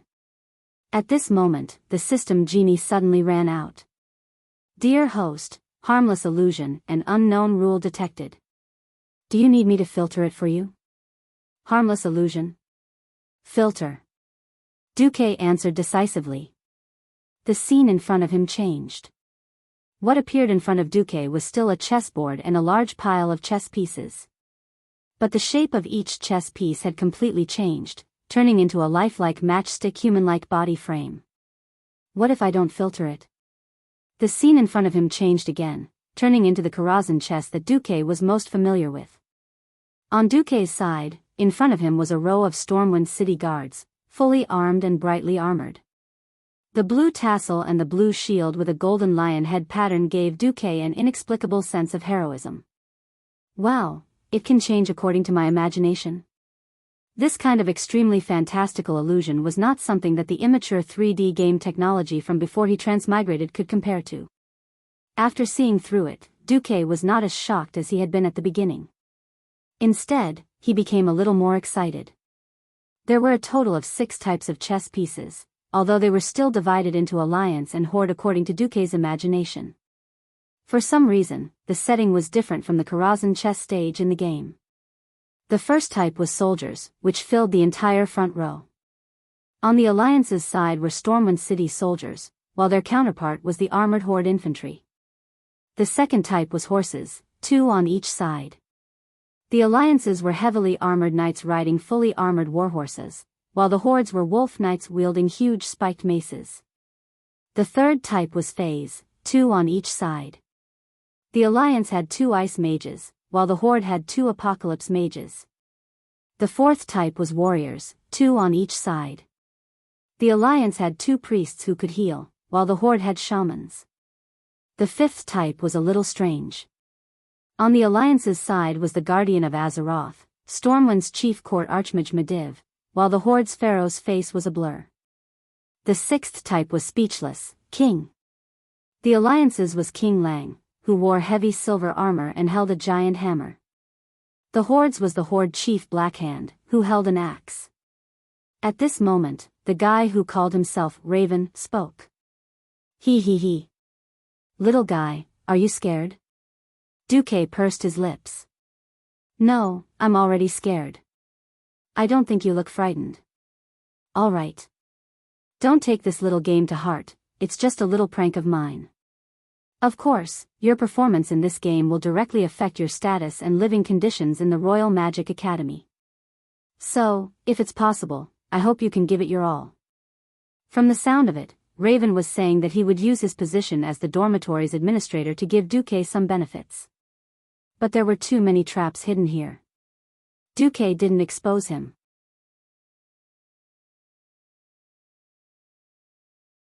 A mysterious smile appeared at the corner of his mouth. That's good. I don't think you want me to play a normal game of chess with you, right? Do you have any special playstyles unique to mages? Show us. Raven's face was almost entirely covered by the shadow of his hood. Only his chin could be seen, and there was a knowing smile on his face. This is a magic school. Those idiots who are playing normal chess with my friends will be living next to the toilet for the next year. Oh, that's a shame. Please allow Duque to observe a moment of silence for those idiots. Alright, what you're seeing is the ultimate version. First, you have to prove that you are qualified to be a chess piece on this chessboard. In Duque's vision, a huge golden scroll opened up. There were many spells written in the common language. And on top of the scroll, a huge hourglass appeared out of nowhere. The meaning was self-evident. When the hourglass ends, the scroll will close. Almost immediately, Duque let the system elf do its work. System elf, analyze immediately. Record. Understood, my host. Beep. After preliminary inspection, this is the simplified spell model of Enhance Intelligence, Frost Arrow, and Blizzard. Copying the spell model. Spell model recorded, deducing the complete spell formula in reverse.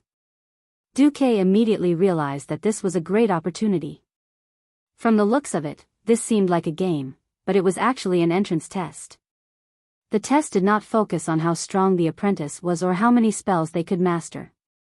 In fact, they wanted to see how strong the apprentice's adaptability was. Although this method of using spells was like handing a gun to the apprentice, and the apprentice only had to pull the trigger, being able to pull the trigger did not mean being able to hit the target, and being able to hit the target did not mean being able to hit the effective spot. Even if the target was hit, it still depended on the timing, the method, and the effect.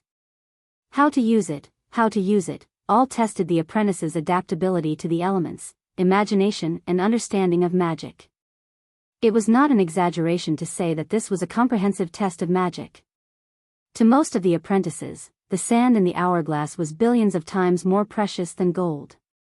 Many of them also realized that this was a great opportunity to obtain spells for free. Even if it was a simplified version, it would make their future path of magic much smoother. Every student stared at the scroll greedily. Only Duque was the most special one. He only glanced at the entire scroll that was half the height of a person, then lowered his head and fell into deep thought.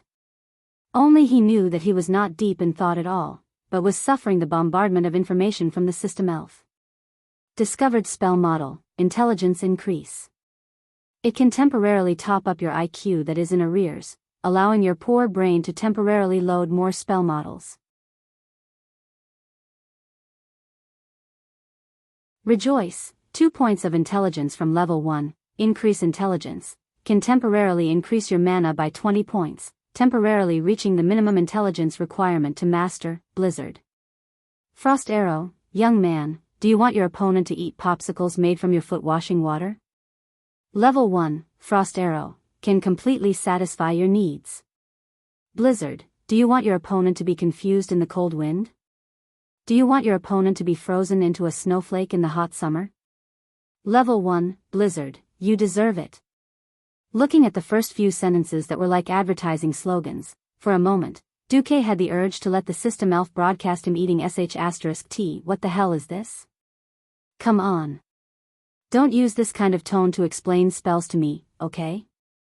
Oh, that's too bad, I extracted this way of describing it from the information in your brain.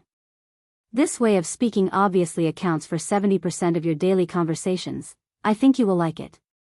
Why are you complaining about me? The system elf used the most serious tone to refute Duque. All right. Duque was defeated.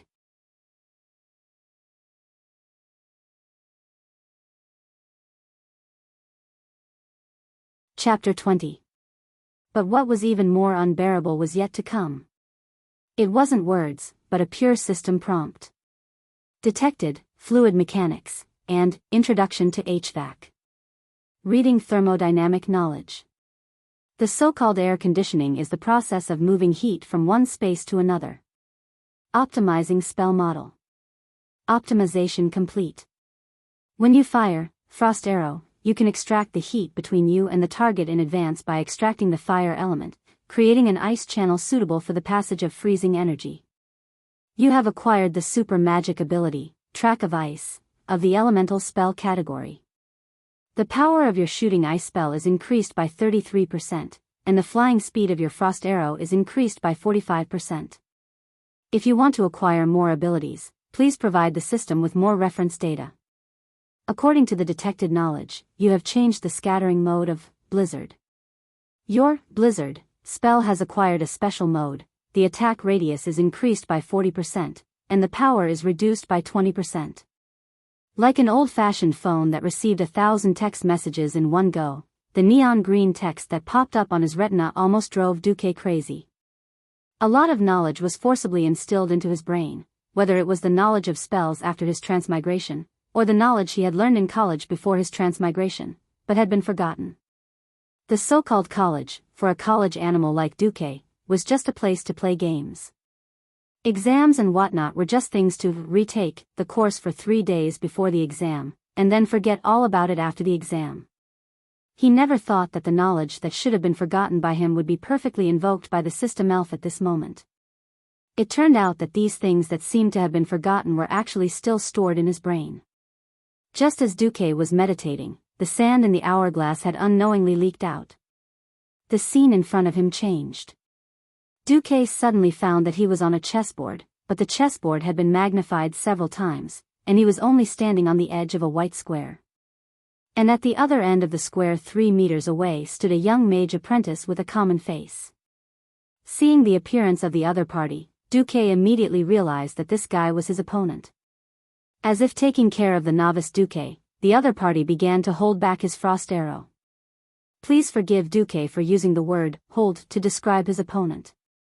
That guy really looked like he was constipated and couldn't hold it in no matter what.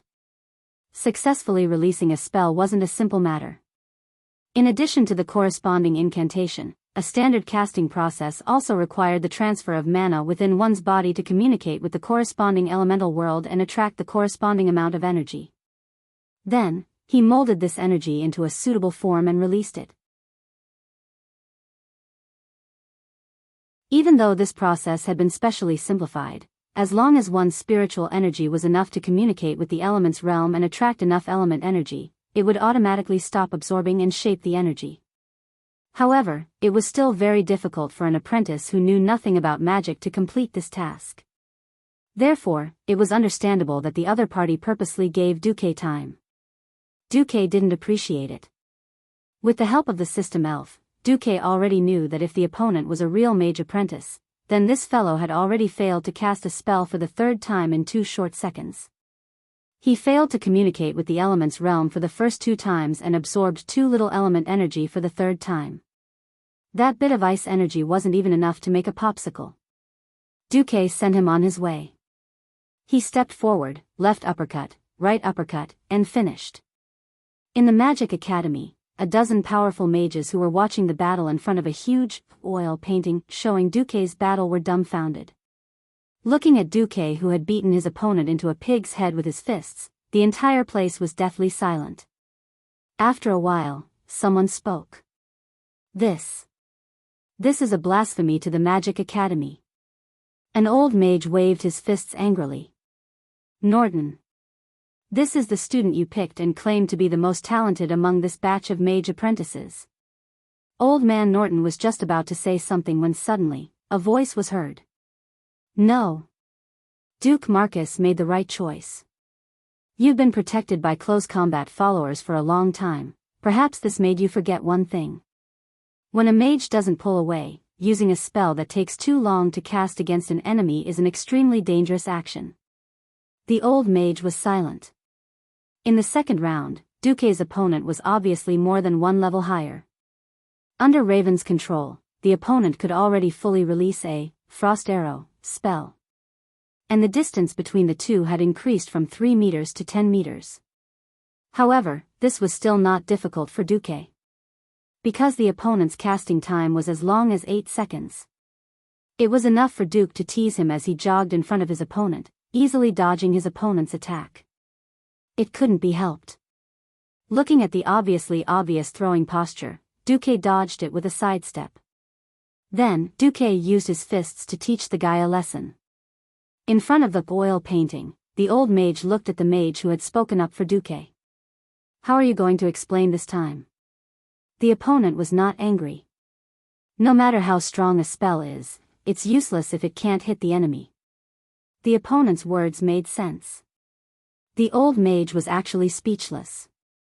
However, even though the opponent's casting speed was increasing in the third, fourth and fifth round, when Duke used the same method to deal with them, not only the old mage, but a few other mages expressed their dissatisfaction. Hey! We're recruiting mage apprentices now. This is not a mock battle between a mage and a thief. When the mage was almost unable to defend Duke, Duke made his move in the 6th round. Level 1, Frost Arrow. Extremely effective. Amateurs enjoyed the show, while experts appreciated the artistry. It was clearly an ordinary, Frost Arrow, spell model, so why was the Frost Arrow, Duke's Frost Arrow, so terrifying? In the eyes of most official mages, it was already amazing that Duke was able to cast a flying block of ice. At the very least, this was enough to be called excellent. The difficulty of understanding and using a simplified spell model in such a short time was only known to the mages who had tried it before. Which of the old mages here did not practice thousands of times to experience the power of the elements and only throw a small piece of ice? But what was Duke's Frost Arrow? Fast. Accurate. Ruthless. Not only was its flying speed comparable to the speed of an arrow shot from a powerful bow, it even struck the other party's forehead in a straight line. The moment the ice arrow struck the bridge of the nose, it suddenly split into 2 pieces and fiercely pierced into the other party's eyeballs. Perhaps Duke's Frost Arrow was not powerful enough to kill an adult, but Duke added pure elemental damage to physical damage. If the opponent was a real person, then he would have been killed by Duke. Hiss. In the entire room watching Duke's trial, the dozen or so mages all gasped. There was only one word in their minds: genius.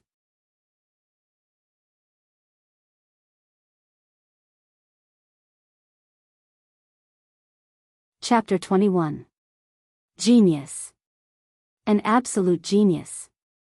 Without a doubt, he was a once-in-a-thousand-years genius.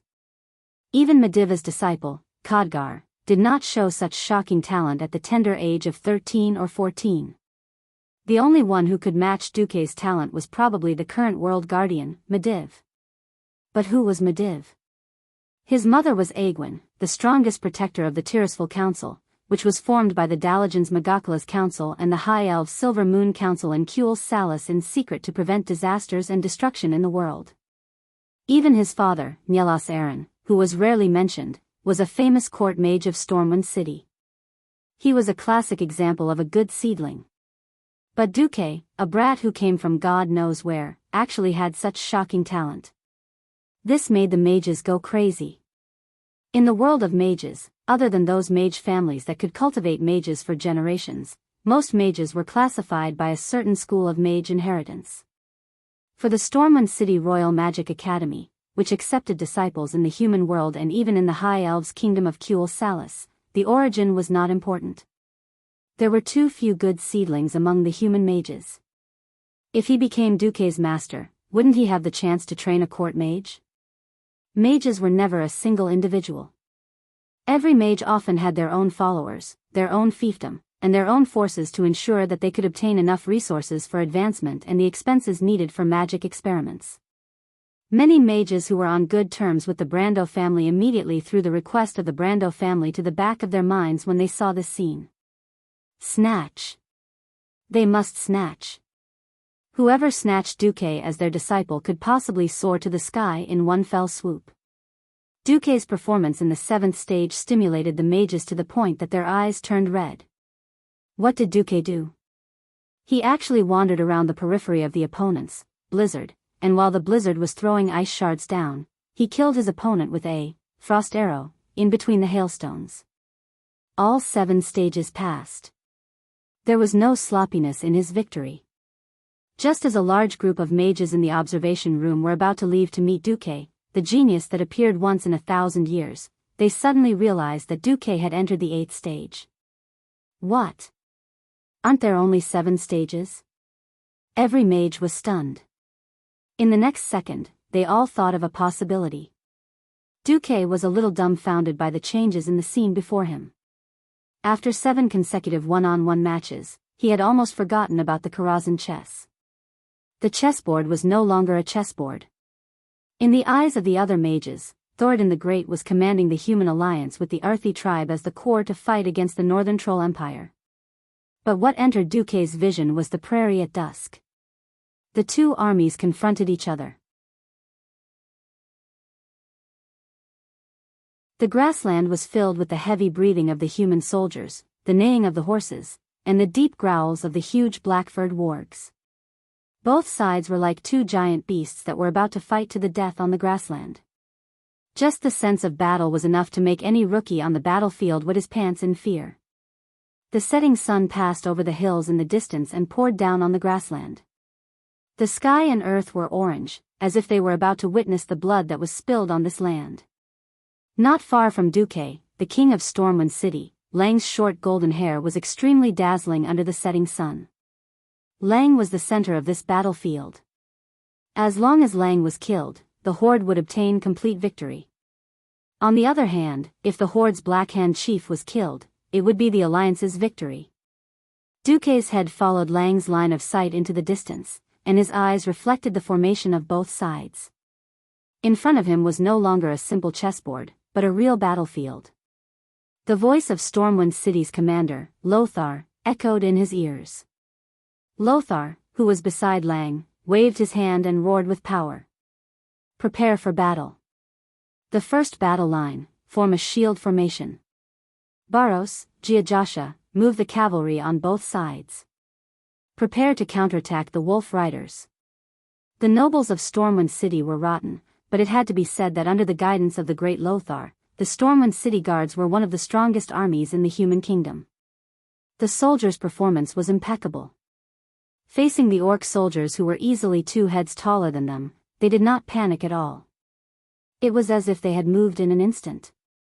The first row of soldiers forcefully inserted the tip of their big shields into the ground under their feet, and then the second row of soldiers placed their big shields above the first row of shields. The third and fourth rows of spearmen leveled their long spears, and with a soft clatter, 2 rows of shining spears appeared outside the shield formation. No matter who it was, if they wanted to attack such a formation, they would undoubtedly pay a heavy price. 5 minutes. Only 5 minutes. In Duque's vision, an extremely strict battle line had already appeared in front of him. Warriors. King Lang raised the war hammer in his hand high. Have you ever been willing to let the dirty enemy gallop on the land of Stormwind? But the arrival of the enemy has made war inevitable. Behind you is your home, Stormwind City. Many of you may die here, but your loved ones, your compatriots, will survive because of your fighting. But if we win, then from now on, in the land of the Eastern Kingdom, in every tavern, in every old man's mouth, our name will be sung for generations to come. For the Alliance, fight! With Lang's shout, the morale of the soldiers suddenly reached its peak. Fight! Thousands of voices and thousands of wills converged into one.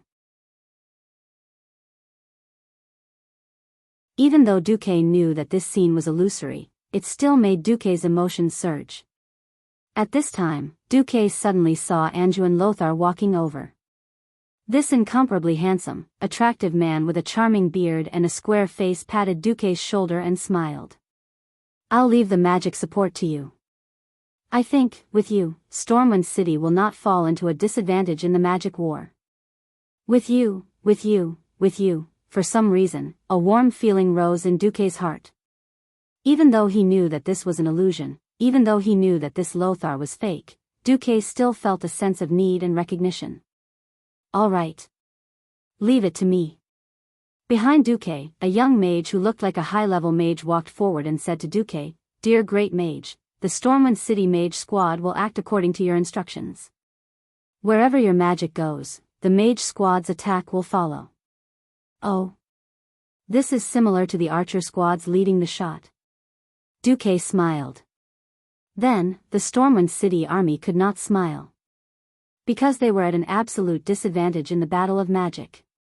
The Horde warlocks on the opposite side constantly used meteor fire shower to teach the Stormwind City soldiers how to behave. And Duque's mage squad was like drunkards, fighting randomly. No one knew what they were doing.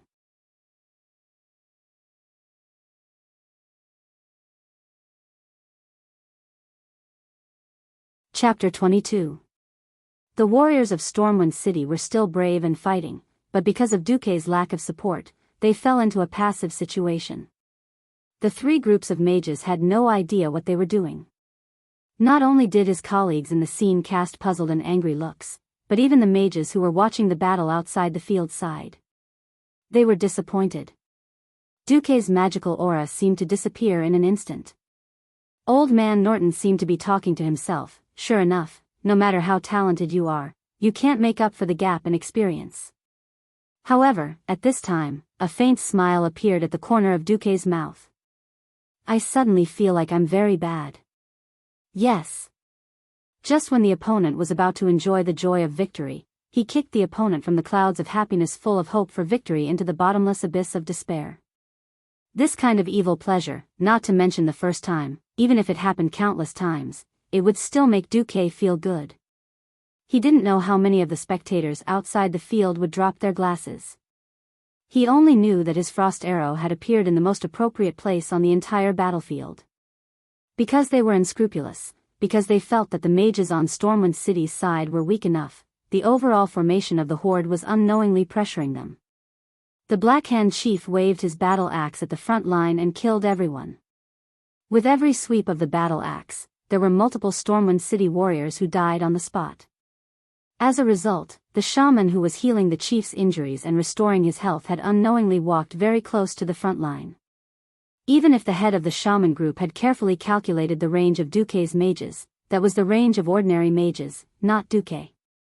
This was a trial, but also a game. Since the mage group's range was set to be equal to Duque's range, then the mages could hit as far as Duque could hit. Metamagic ability, Track of Ice, activated. At the same time, Duque also had the system elf help adjust a metamagic ability, Spell Extension, which was similar to the mage talent, Cold Extension, in the game. Of course, the effect was not as good as a specialized talent. However, with the aid of the enhancement circle specially used for war, even the smallest increase in a mage's power would be magnified many times over. The warriors of Stormwind City and the Horde, who were fighting desperately in despair, stopped at the same time. They saw a cluster of snow-white light that looked like a falling meteor piercing through the sky, streaking across the battlefield and accurately falling into the middle of the tribe's group of priests. Under Duke's attack, the chief priest of the priest squad had a huge hole opened up in his chest. In the next instant, the frightening bloody hole was sealed by the ice, and the chief priest died before he even had the chance to use heal. Following closely behind Duque's attack, more and more icy meteors pierced through the void and fell on the heads of the shaman priest group. There was a series of continuous sounds similar to glass shattering, and it was as if a white crystal rain was falling on the heads of the shaman priests. Countless bone-chilling ice crystal fragments poured down like a storm, covering the prairie with a layer of frost. The pure ice rain, stained with the red of blood, became incomparably enchanting. An entire tribe's shaman priest group was completely annihilated. Without giving the tribe a chance to react, the second round of attack came. After a mere 5 seconds, the remaining shaman priest group of the other tribe was immediately annihilated. At this moment, the entire horde army had lost their healers. All of their injuries could not be healed. On the side of Stormwind City, although the number of soldiers was slightly smaller, each of them was like a cockroach that could not be killed. Other than those with broken arms and legs, even if it was a huge wound the size of a fist, with the treatment of the priests, the injury would quickly heal.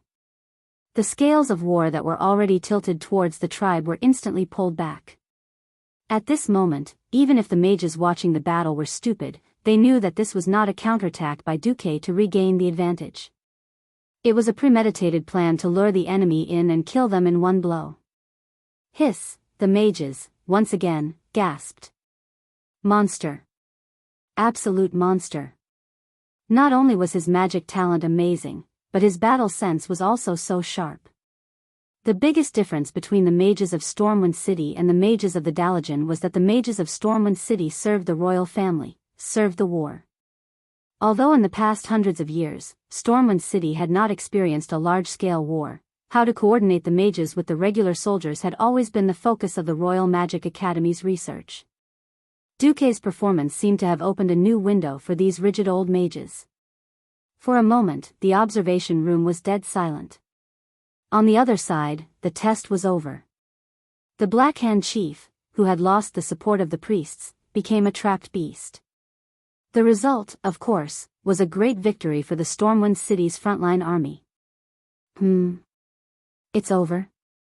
Originally, Duque thought there would be a 9th round or something. I haven't played enough yet. In front of him, the administrator Raven, who appeared again, laughed dryly. Little guy, no need to pretend. You already knew that this was not some dormitory trial.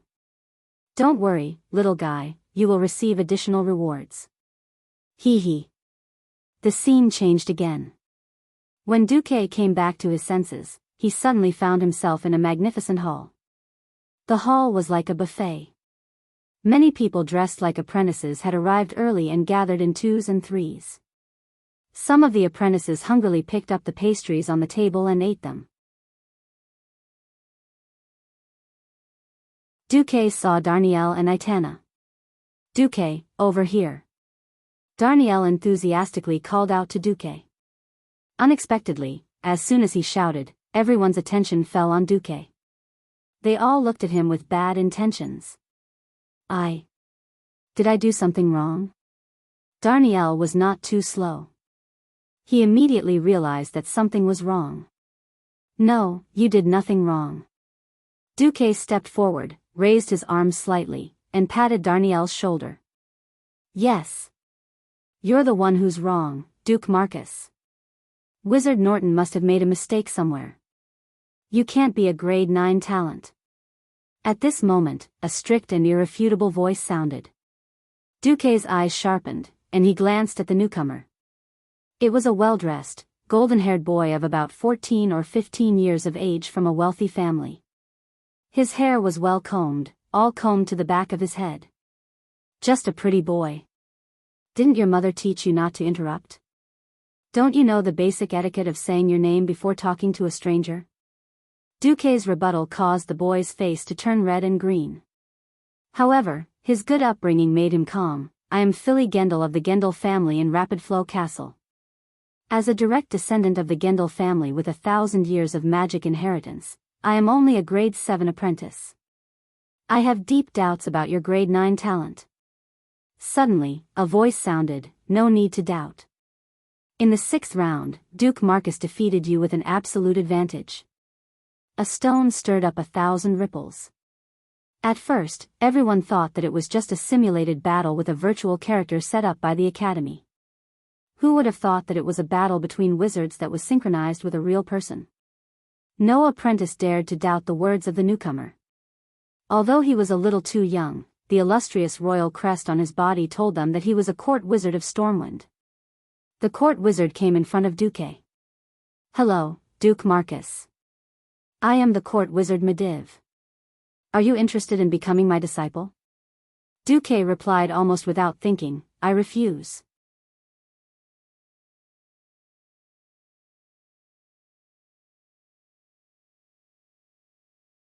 Chapter 23. At this moment, Mediv was not the bearded uncle. He was younger and more handsome. He had a pair of deep blue eyes that seemed to be able to see through the past and future of the world. He was calm and full of mysterious charm. His brown, flaxen, shoulder-length wavy hair made him look like an artist. Coupled with his well-built body, he looked like a handsome man.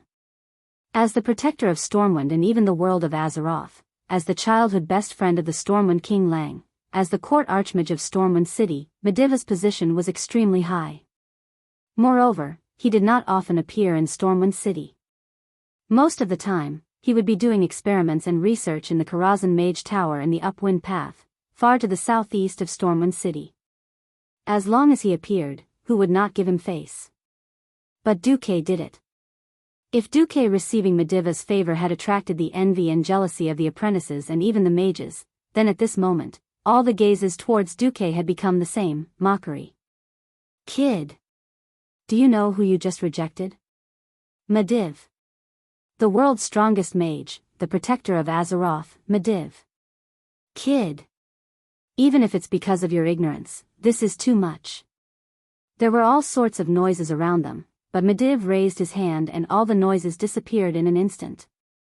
Mediv was not angry. Instead, he smiled and asked Duque. Kid Duque, are you sure you know who I am? Training under the most powerful mage was not an opportunity that every talented mage apprentice could have. I have been the protector of the world for so long, and I have only accepted one apprentice, Khadgar. If you don't know me well, I can explain to you what you can get by becoming my apprentice. No, I know who you are. But please allow me to reject, Duque said firmly. What a joke. Becoming Medivh's apprentice at this time? That would be courting death. That's right, anyone would think that becoming the disciple of the strongest mage in the world, Mediv, was a glorious thing. It was the highest honor for a mortal.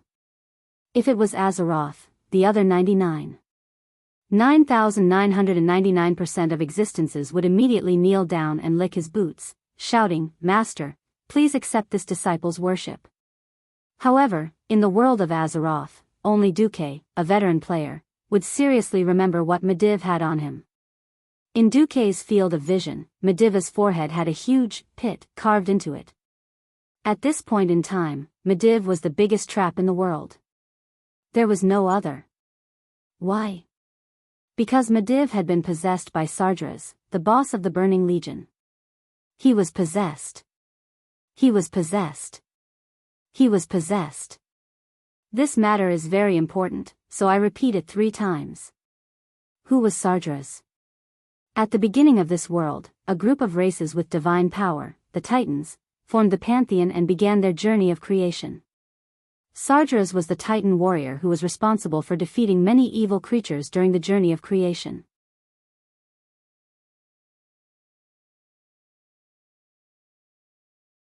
About 25,000 years ago, Sardras betrayed the Pantheon Council and became the Demon King. He created the Burning Legion and began his burning crusade to destroy the experimental results of the other Titans. Sardras was so arrogant that he easily destroyed one world after another, until he encountered the world of Azeroth. Here, his demon army was resisted by the allied forces of the Penishade dragons. The Burning Legion was defeated. After that, the forces of the demons made repeated attempts to conquer Azeroth, but they all failed. About 300 years ago, Medivh's mother, the previous world guardian, Aegwynn, went to a place called Northrend to stop a group of demons who were hunting dragons, and then encountered Sardras. She defeated the Demon King and sealed his body in an ancient night elf ruin, but she didn't realize that Sardras's soul had lurked in her body. As she gave birth to Mediv, Sardras's soul also sneaked into Medivh's body. After Mediv grew up, Sardras almost completely controlled Mediv, so Mediv would appear to be neurotic from time to time. Only a few times did his own soul control his own body. It was no exaggeration to say that in the subsequent suffering in the world of Azeroth, the first and biggest boss was Mediv, who was standing in front of Duque. Duque never thought that his extremely outstanding performance would attract Medivh. If a few seconds ago, he was still delusional that the world had changed, would Medivh be the 20% different or something had changed? The system elf said, detected an extremely evil and incomparably powerful demons while spying on you. Combat assessment, your chances of winning are infinitely close to zero, please avoid it quickly. This made Duque hesitate no more, and he decisively rejected it. Originally, the surrounding mages almost wanted to gang up on Duque, but Medivh once again raised his hand and made a silent gesture. Duke Marcus, right? Can I hear your reason? Duque's brain was spinning quickly. He knew that if he didn't give a suitable and reasonable reason, he was afraid that things would be very bad today. He already had a bad premonition that he would fall from the edge of the cliff into the bottomless abyss at any time. Respected Guardian Medivh. You are very great. Duque's opening speech slightly reduced the anger of the mages. But, ever since I found out about my talent, my dream has been greater than greatness. Duque raised his head proudly, as if he wanted to proclaim his youthful dreams. Huh? Medivh's face showed a slight surprise, and then he smiled. Continue. Unknowingly, Duque's voice rose an octave, and his clear voice seemed to light up the entire hall. So, I was thinking, if I became the disciple of you, the greatest mage Medivh, then, no matter what kind of great achievements I make in the future, no matter how many times I save the world, in the eyes of the world, this is what it should be. Because I am the disciple of Guardian Medivh. The most outstanding disciple taught by a great teacher. Then, I will forever live under your halo, and people will only remember me as Medivh's disciple, Duque. And not the great mage Duke Marcus. The powerful and resonant words condensed Duque's realization. Realization as a transmigrator. This was the realization of a junior with a dream and a goal.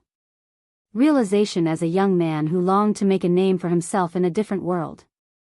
If it was before his transmigration, if Duque said these words in class or on any social media, even if he did not win the applause of the whole hall, he would at least win a knowing smile from the elders. But here, what Duque waited for was a thunderous roar. Presumptuous.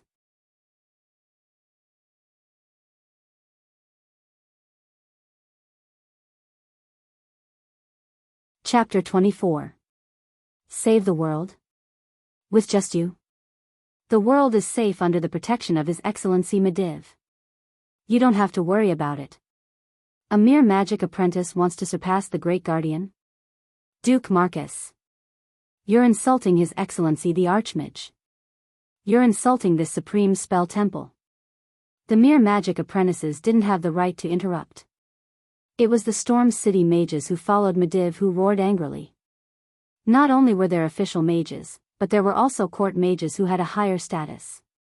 The apprentices who were envious and angry at Duque just now all retreated to the second line at this time. They looked at Duque, who was in the center of the storm, with hostile eyes that harbored ill intentions and were ready to watch a good show. At first, it was just accusations, but a few seconds later, it was full of curses. The mages' necks were red, and their mouths were wide open enough to see their throats. With words that didn't lose their status, they almost crazily fired at Duque. Medivh, who still maintained his gentlemanly demeanor, frowned, while Duque was stunned. Haters, no matter which world it was, existed. Haters almost didn't need a reason to scold people. But haters who had a reason to scold people were definitely earth-shattering and earth-shattering. Almost endless curses drowned the entire temple, and Medivh, or rather, Medivh who was controlled by Sardra's will, intentionally or unintentionally expressed his shock, but secretly added fuel to the fire. Originally, as long as he said a word, he could protect Duque and let Duque avoid the siege. He didn't. In Sardra's view, as long as the young Duque was under such shocking pressure, Duque's young heart would collapse, and he would succumb and kneel at his feet while crying bitterly. But Duque's reaction was beyond his expectations. Duque just stood there proudly, frowning coldly at the thousands of people pointing at him. Sargeras didn't know the fact that Duque was a transmigrator. Actually, at this moment, Duque was thinking about something else. It's a good thing that I've transmigrated to this early in the Azeroth, because this is the last time of peace in the Azeroth. I still have time to accumulate my strength. It's a bad thing that I've transmigrated so early into Azeroth, because these guys have been peaceful for far too long. A long period of peace could make people forget the existence of danger. There was no change in the upper echelons of the kingdom, causing people to lose their drive to improve. It also caused corruption and arrogance to grow in people's hearts, but no one noticed it. Perhaps he had sensed it, but felt that it was only natural. The hereditary system of nobility made every noble, and even every person in a high position, think that they were born noble, that they could transcend the mortal world, and that they were above the rest of the people.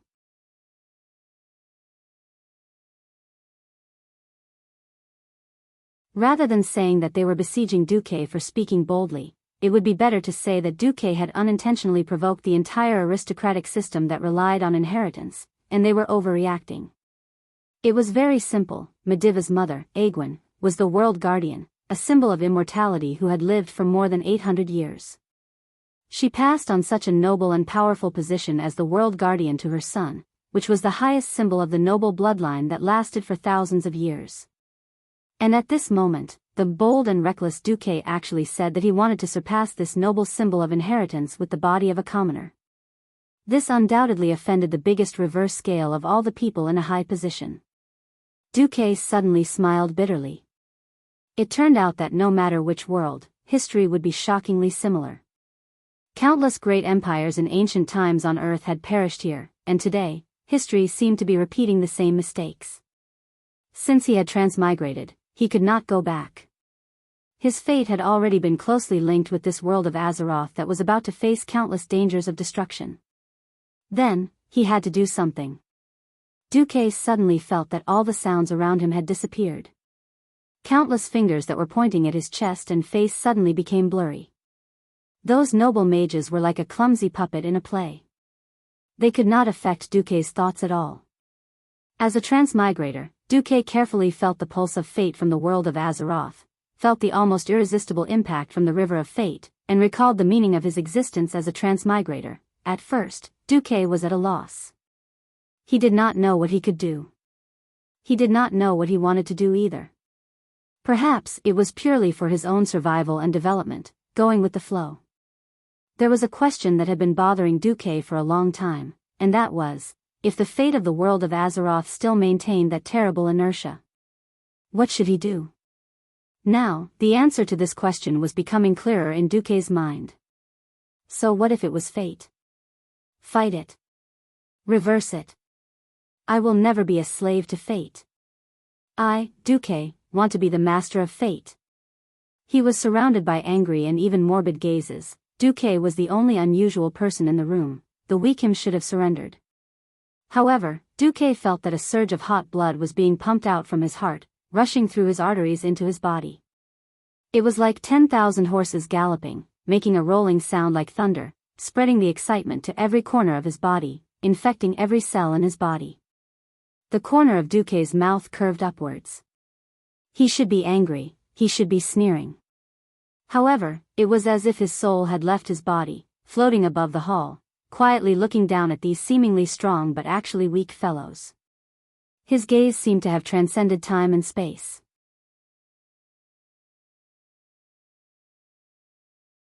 The scenes that happened in the game were replayed in Duque's field of vision. He saw Stormwind City being attacked by the ferocious orc army. This beautiful outer wall, the capital of the largest human kingdom in the south, was destroyed in the flames of destruction. He saw humans recover Stormwind City under the leadership of Anduin Lothar. A brand new, more vibrant kingdom was reborn from the ashes of destruction. Then, it was destroyed again, and reborn again. The indomitable will of the human race was perfectly reflected here in Stormwind City. And countless inspiring heroes were also born in this crisis that could possibly lead to the destruction of the world. Recalling those great scenes, Duque suddenly felt lucky. This time, he could finally participate in this great epic as a participant. Suddenly, Duque laughed out loud. Ha ha ha. Ha ha ha ha. Ha ha ha ha ha. The arrogant laughter shocked the entire audience. Every mouth that was cursing was left open and forgot to close. Every finger that was pointing at him was frozen in the air. The mages were stunned. Duque's arrogant gaze swept 180 degrees from left to right. So, just the dream of surpassing the legendary realm is already blasphemy. So, just the unwillingness to be ordinary is already a sin in your eyes. So, the dignified Stormwind City Royal Magic Academy is actually so narrow-minded. No wonder everyone talks about the greatest mage holy land being the Dalajan, and not Stormwind City. Alright, since you're not staying, then I'll leave. Everyone, bye-bye. Or, are you going to sentence me to death for offending the Guardian Mediv?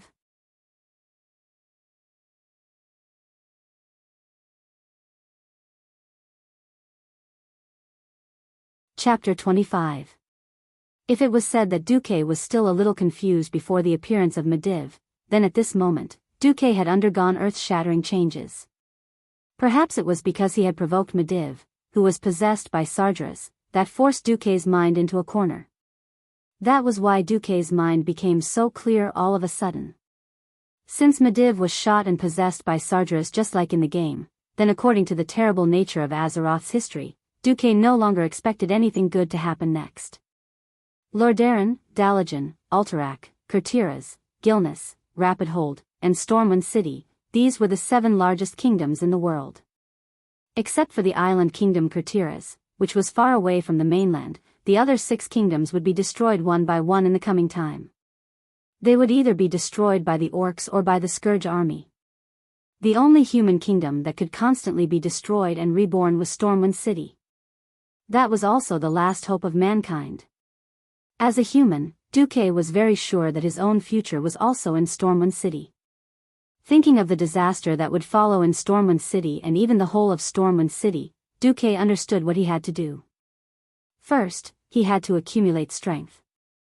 That must be enough to affect the incident at the Dark Portal. Now, in a direct confrontation, Sargeras had no chance of winning.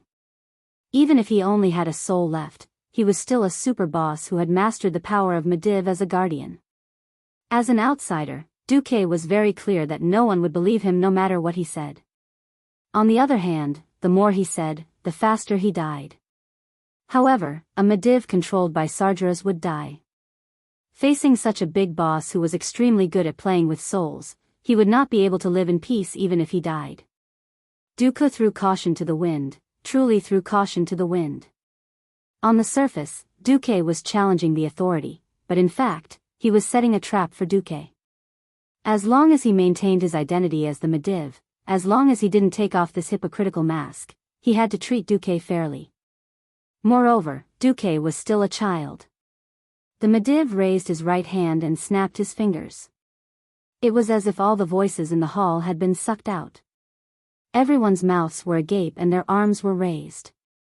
Their expressions were still agitated, but they could no longer make a sound.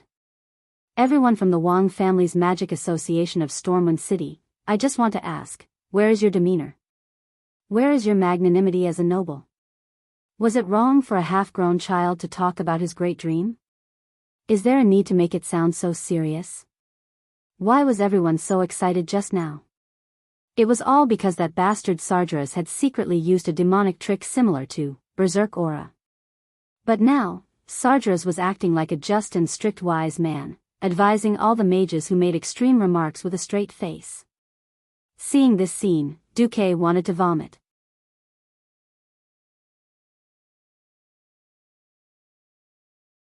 Duque was silent, and looked at the Mediv stubbornly.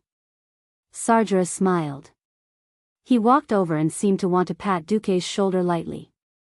However, as if afraid of being infected by the plague, Duque flashed and backed away. Heh. Seems like you have a deep prejudice against me. You could have stopped them long ago. Duque spoke the truth. The Mediv looked a little embarrassed. Sorry, I was stunned for a moment too. Duque was still staring at the Mediv. Alright, this is indeed the Stormwind City Royal Magic Academy's lack of manners. Duque, your dream is actually not too much. The doors of me and the Royal Magic Academy are still open for you. As an apology, you can choose any mage in the academy to be your teacher. I guarantee in the name of the dean that no mentor will refuse you. As long as you join our academy, you will get a 20% discount on all the materials and spell formulas you exchange for. As soon as the Mediva's words fell, there was an immediate uproar. Preferential treatment. This was too preferential treatment. Unfortunately, Duque knew that Sardra's words were almost like a fart. He, Duque, didn't even care about the strongest mage, Mediv. Who would dare to be his teacher?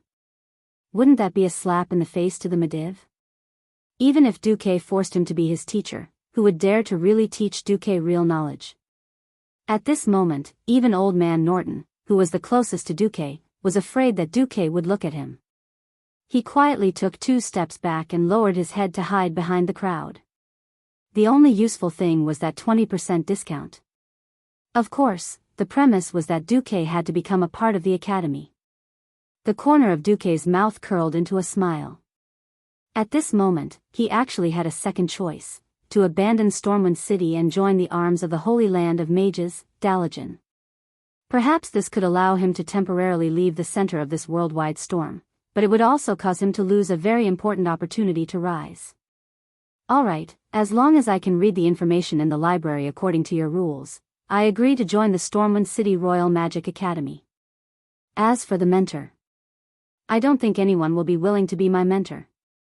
So let's forget about this. The moment he finished speaking, Duque could totally imagine what would happen next. As expected, in the next second, there was an uproar. Arrogant. Too arrogant. A mere apprentice not only claimed to surpass the world's strongest mage, Mediv, but also publicly announced that he didn't need a mentor. Did he really think he was a self-taught super prodigy? But when everyone saw Mediv's gesture, no one dared to utter a single word. However, in their hearts, they threw the worst possible evaluation onto Duque. As an apprentice, Mediv seemed to be in a dilemma. That's right, our public library is open to all members. However, the number of books and the level of magic you are allowed to read varies for each rank.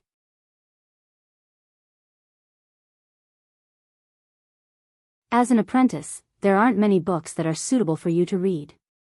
Usually, you will start from the Apprentice's Handbook, provided by the mentor. Duque took 2 steps forward and asked boldly, "Then may I ask, what are the requirements to become a formal mage?" Without waiting for Mediv to speak, Mediv's disciple, Khadgar, answered first, under the witness of 3 official magi. If you cast 3 level 1 spells without the help of any magic items, then you can be recognized as a primary magus. The current Khadgar was very, very young, probably around the same age as Duque. He was around 13 or 14 years old, and his face had a clear immaturity to it. The mustache that everyone would be familiar with in the future was now only a vague outline. He had short black hair and a fair face. Apart from not looking like a farmer's son, he was no different from any other youth in Stormwind City. Khadgar had been sent to the Dalajan by his family when he was 6 years old to learn all kinds of magic. It was only recently that he had officially become Mediv's disciple. Even though Khadgar was talented and intelligent, he was still not a novice mage. At this moment, Duque's clear voice shocked everyone present. "Then, I, Duke Marcus, request to take the novice mage exam."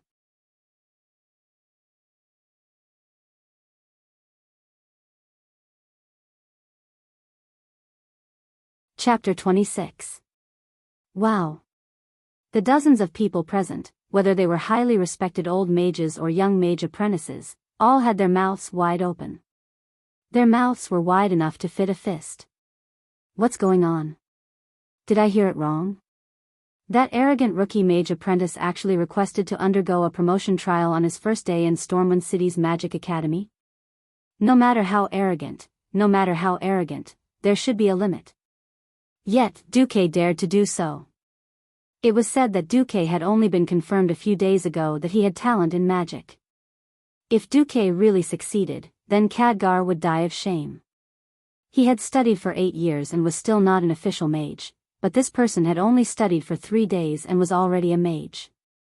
Regardless of whether Duque succeeded or not, this would definitely leave a strong mark on Duque's name in Stormwind City Royal Magic Academy.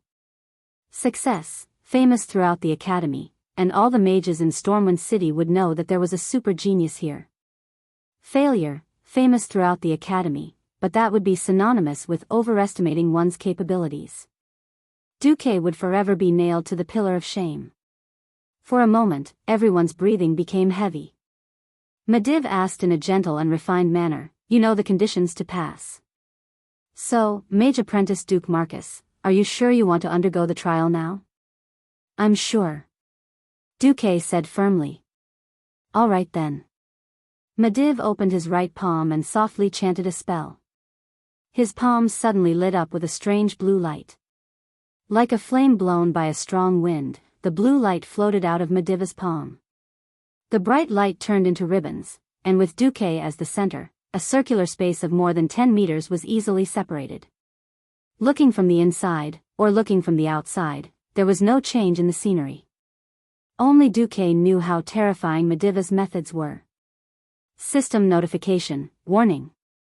You have been dragged into an unknown independent space by Medivh, Sargeras. Fortunately, the Medivh was not hostile. He even had a gentle smile on his face. This is a relatively independent space. However, it won't affect your communication with the elements realm. Mr. Marcus, you may begin. As long as you don't use magic tools to cast any 3 different level 1 spells, you will become an official member of the Stormwind City Royal Magic Academy. Duque took a deep breath and prepared to give it a try.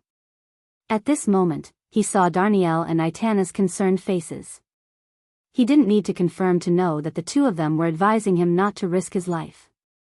She advised him not to show off so much and provoke the old mages. Duque could only smile bitterly. He had no choice but to fight. He did not have the funds to focus on his studies in the academy. If he wanted to make money, he had to go out.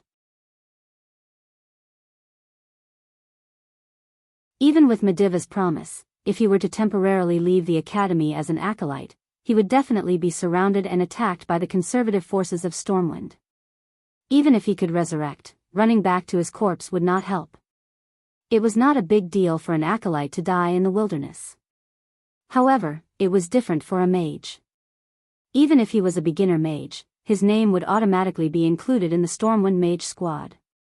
He would be known by the kingdom's supreme commander, Lothar, and the Stormwind King Lang. Coupled with his super genius title, it was impossible for him not to be noticed. If he was noticed by the king and the commander at the same time, then no matter if it was the nobles or the mages who hated him, they would not be able to act at will. This was Duque's protective talisman. It was enough to let him pass the most dangerous novice period. Duque took a deep breath. He was ready to cast the spell.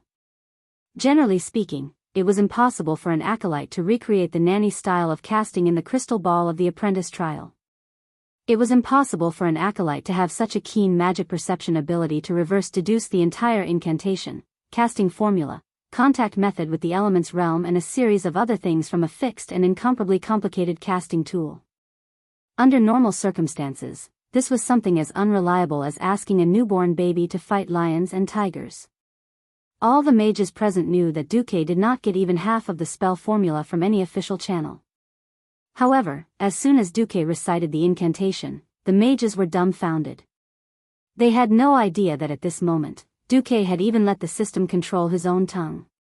His consciousness had already practiced the awkward-sounding incantation no less than 1,000 times in the system, as if singing along with the karaoke subtitles. What flowed out of Duque's mouth was the perfect High Elves language. The cadence was full of mysterious beauty.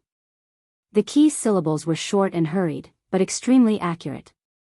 Without the help of the magic tool, Duque could clearly feel that he was like a tap that had been turned on. The mental and physical strength in his body was rapidly decreasing. However, he could clearly feel that his body and his soul had made a stable connection with a world of a different dimension, the elements realm. A scorching aura quickly spread and gathered on his arm at a high speed. Everyone could see that a huge fireball was forming in Duque's hand. Fireball spell? No. This is Flame Blast spell. The surrounding mages could not help but exclaim in surprise. How old was he when he successfully cast Flame Blast spell for the first time? No one had done it before the age of 20, right? Yet, this kid actually managed to do it. There was not the slightest bit of excess elemental energy spilling out. The amount of energy absorbed was simply exquisite.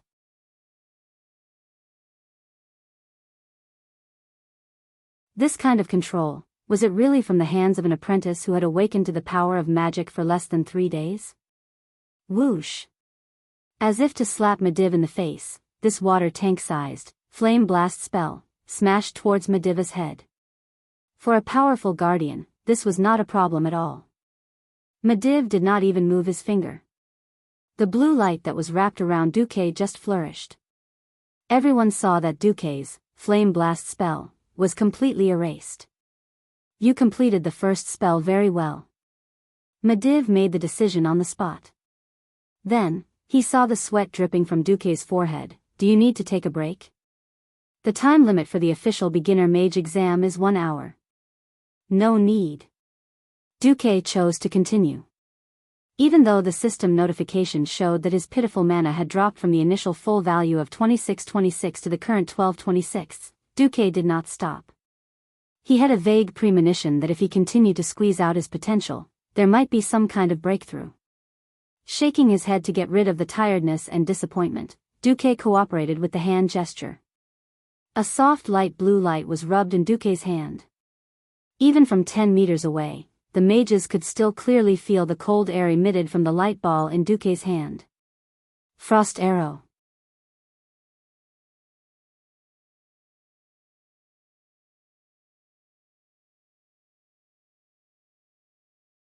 Chapter 27. Swoosh, the frost arrow, which looked ordinary in the eyes of many official mages, was accurately shot out. The magic did not dissipate, and there was no earth-shattering power. It just shot at Mediv. If a mage and a group of mages shot this frost arrow on the battlefield, they would at least receive a passable evaluation. It might not be able to kill a fully armed soldier, but it would at least be able to kill an unarmed peasant soldier. This was the power of the arrow. If this was shot by a mage from a group of mages, no one would think much of it. However, when they thought of Duque's ridiculously young face, Duque's performance immediately set off a storm in the hearts of the mages. Damn! How old was this kid? 2 standard and flawless level 1 spells. Even though it looked ordinary, but when they thought of Duque's performance in the trial space, the mages could not remain calm. Deducing the magic formula from a magic item, this was a skill that could only be mastered by at least an expert-level enchanter. What a terrifying genius. Thinking back to how they had recklessly ganged up on the super genius who would definitely be protected by Mediv, these arrogant mages felt a sense of regret, as if their flattery had gone awry. Everyone could see that Duque's magic power was almost depleted. Casting a third spell was too much for his body that was only at the level of an apprentice. At this point, no one doubted that Duque could cast a third spell. The only difference was time. At this moment, Duque suddenly raised his hand. His seemingly weak fingers began to gesture in the air meaninglessly. As his fingers moved, everyone could clearly see that the place where his index finger moved condensed into a blue stream of light that symbolized the radiance of the arcane spell. Increase intelligence. An old mage let out a light laugh and thought to himself, sure enough, a rookie is a rookie. One of the most standard prerequisites for a mage to cast a spell was increase intelligence, which temporarily increased one's intelligence. Not only could it increase the maximum magic power, but it would also slightly increase the power of the spell. No one would remind Duque or laugh at Duque. To them, Duque's current actions were what a rookie should do. It was precisely because of this common mistake in this perfect performance that they suddenly felt less uncomfortable in their hearts. No matter how much of a genius he was, Duque was still immortal. On the other side, everyone could see that Duque's condition wasn't good. On the sidelines, old man Norton finally couldn't help but pinch his nose and remind him, don't force yourself. Rest quickly, or else you might damage your magic circuit. The magic circuit was where the human body stored magic power. A well-trained apprentice or sorcerer could safely and steadily widen his magic circuit through meditation, so that his body could hold more magic power and cast more powerful spells.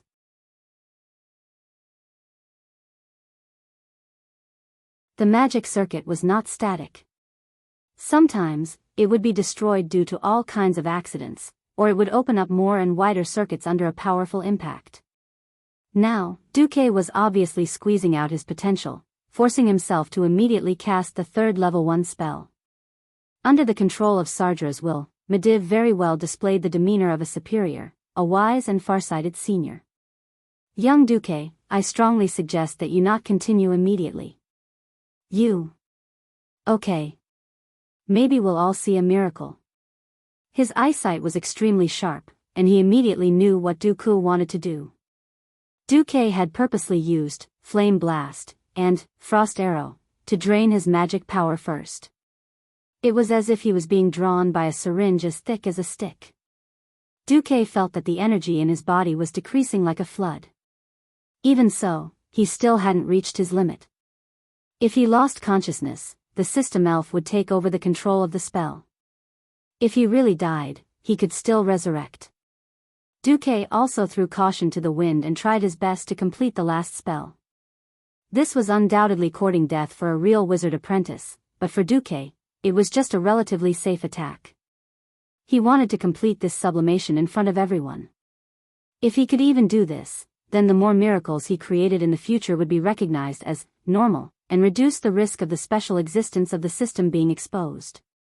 At the beginning, the mysterious arcana runes whistled through Duque's spirit sea one by one.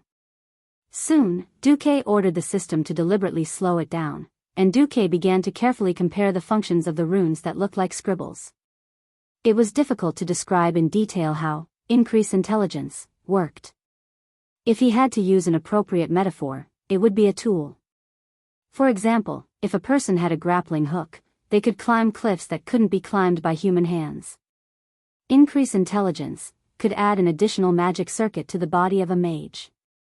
However, Duque was using the complete magic circuit brought about by increase intelligence to constantly compare the places in his body that could become a magic circuit, using the power of magic to transform his body.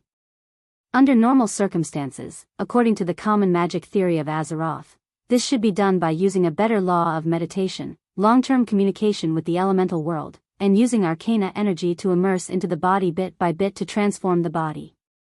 Only then could a new magic circuit be developed. Now, what Duque was doing was an extremely risky leap.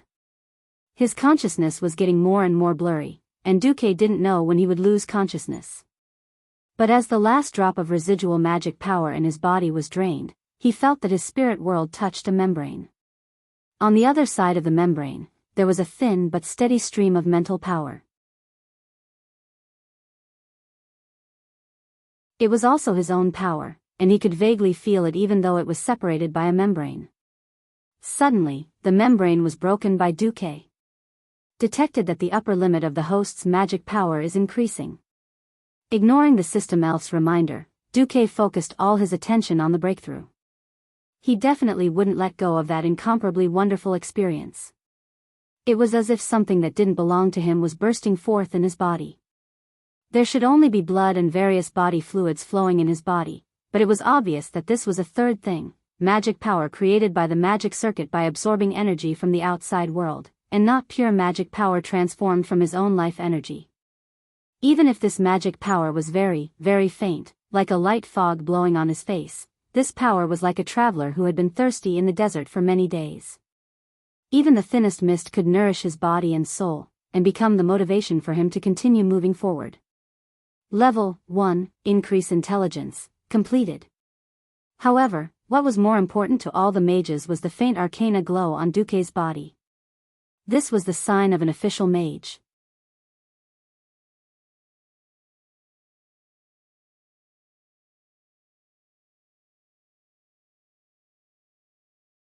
Chapter 28. The arcane barrier had been removed by Medivh at some point in time. It was already the end of spring, but everyone could still see the breath that Duque exhaled. It was a faint breath that contained arcane power. It was precisely because Duke still couldn't control his power that everyone could see the arcana technique aura seeping out.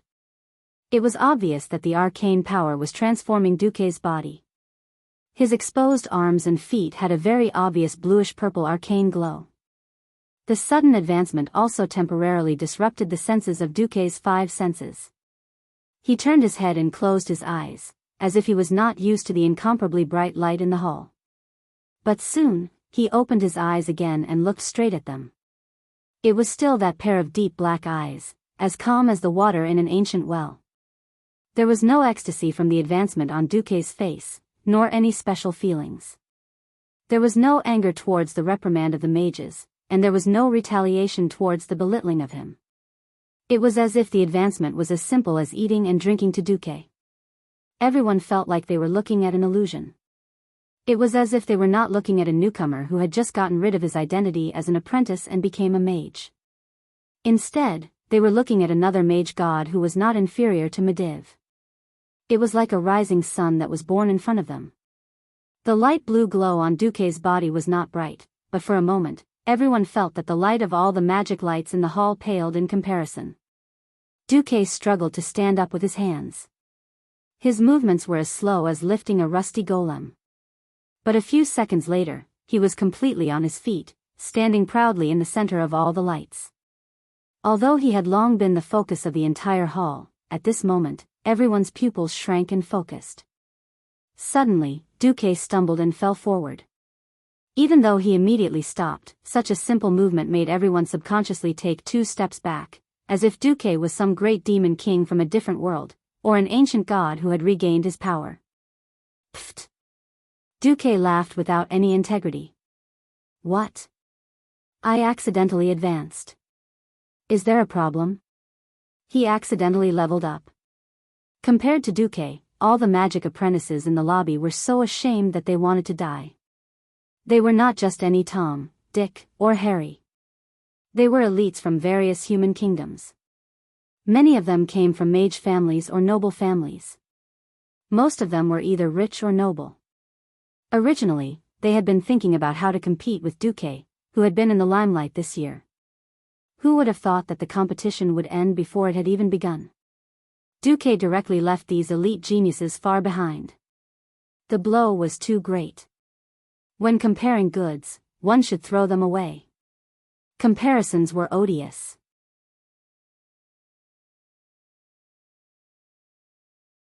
At this moment, other than a few people who were quite confident in themselves, everyone lowered their heads in shame and indignation.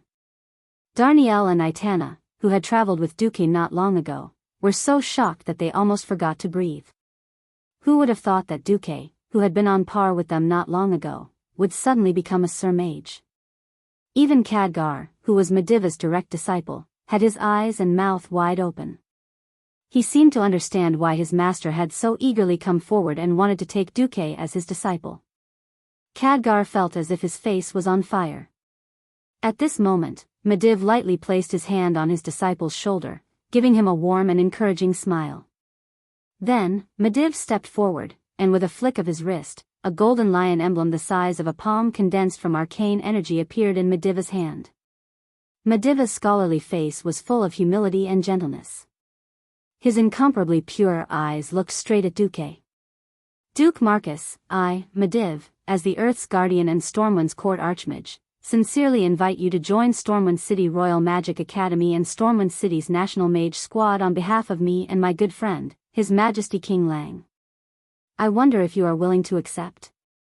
It was as if a war maniac was presenting a Nobel Peace Prize to a prize winner. This scene was incomparably strange in Duque's eyes. Even though he knew that the person standing in front of him was the incomparably cunning and sinister Burning Legion's leader, Sardras, he controlled Mediv, Duque still danced with the wolf as if he was playing with fire. Of course, this was also the most thrilling part.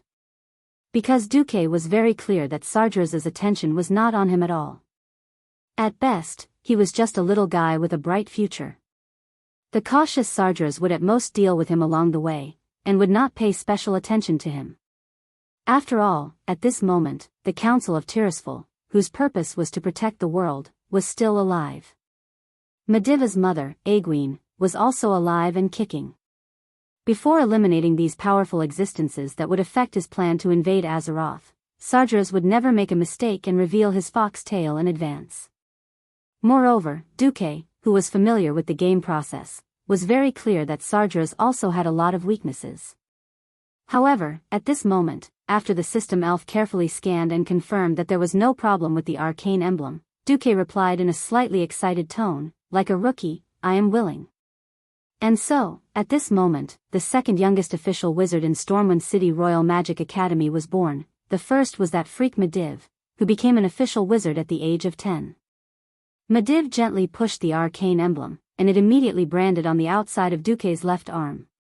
After a slight burning sensation, an arcane emblem with a gold-rimmed lion head appeared on Duque's arm.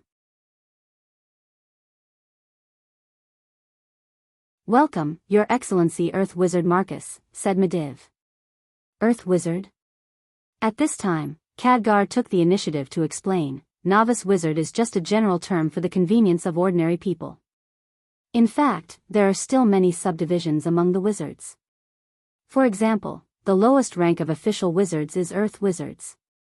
Each rank is also divided from 1 to 9. Above that are Sky Wizards, Morning Star Wizards, Radiant Moon Wizards, Breaking Dawn Wizards, and Teachers." Medivh smiled and added, "If you are lucky enough to reach my level, you will know." Duque blinked, indicating that he understood. This was very different from the game. In the game, there was a simple division of levels from 1 to 100, and there was no such thing as titles. After transmigrating and arriving in the complete world of Azeroth, it was naturally impossible to have such a division. There was still some time before the incident at the Dark Portal, so he had to at least work hard to become a Breaking Dawn wizard. You're tuning in to the Biyao's Wuxia Chronicles YouTube channel. Don't forget to subscribe and join us on this journey to catch the most captivating stories.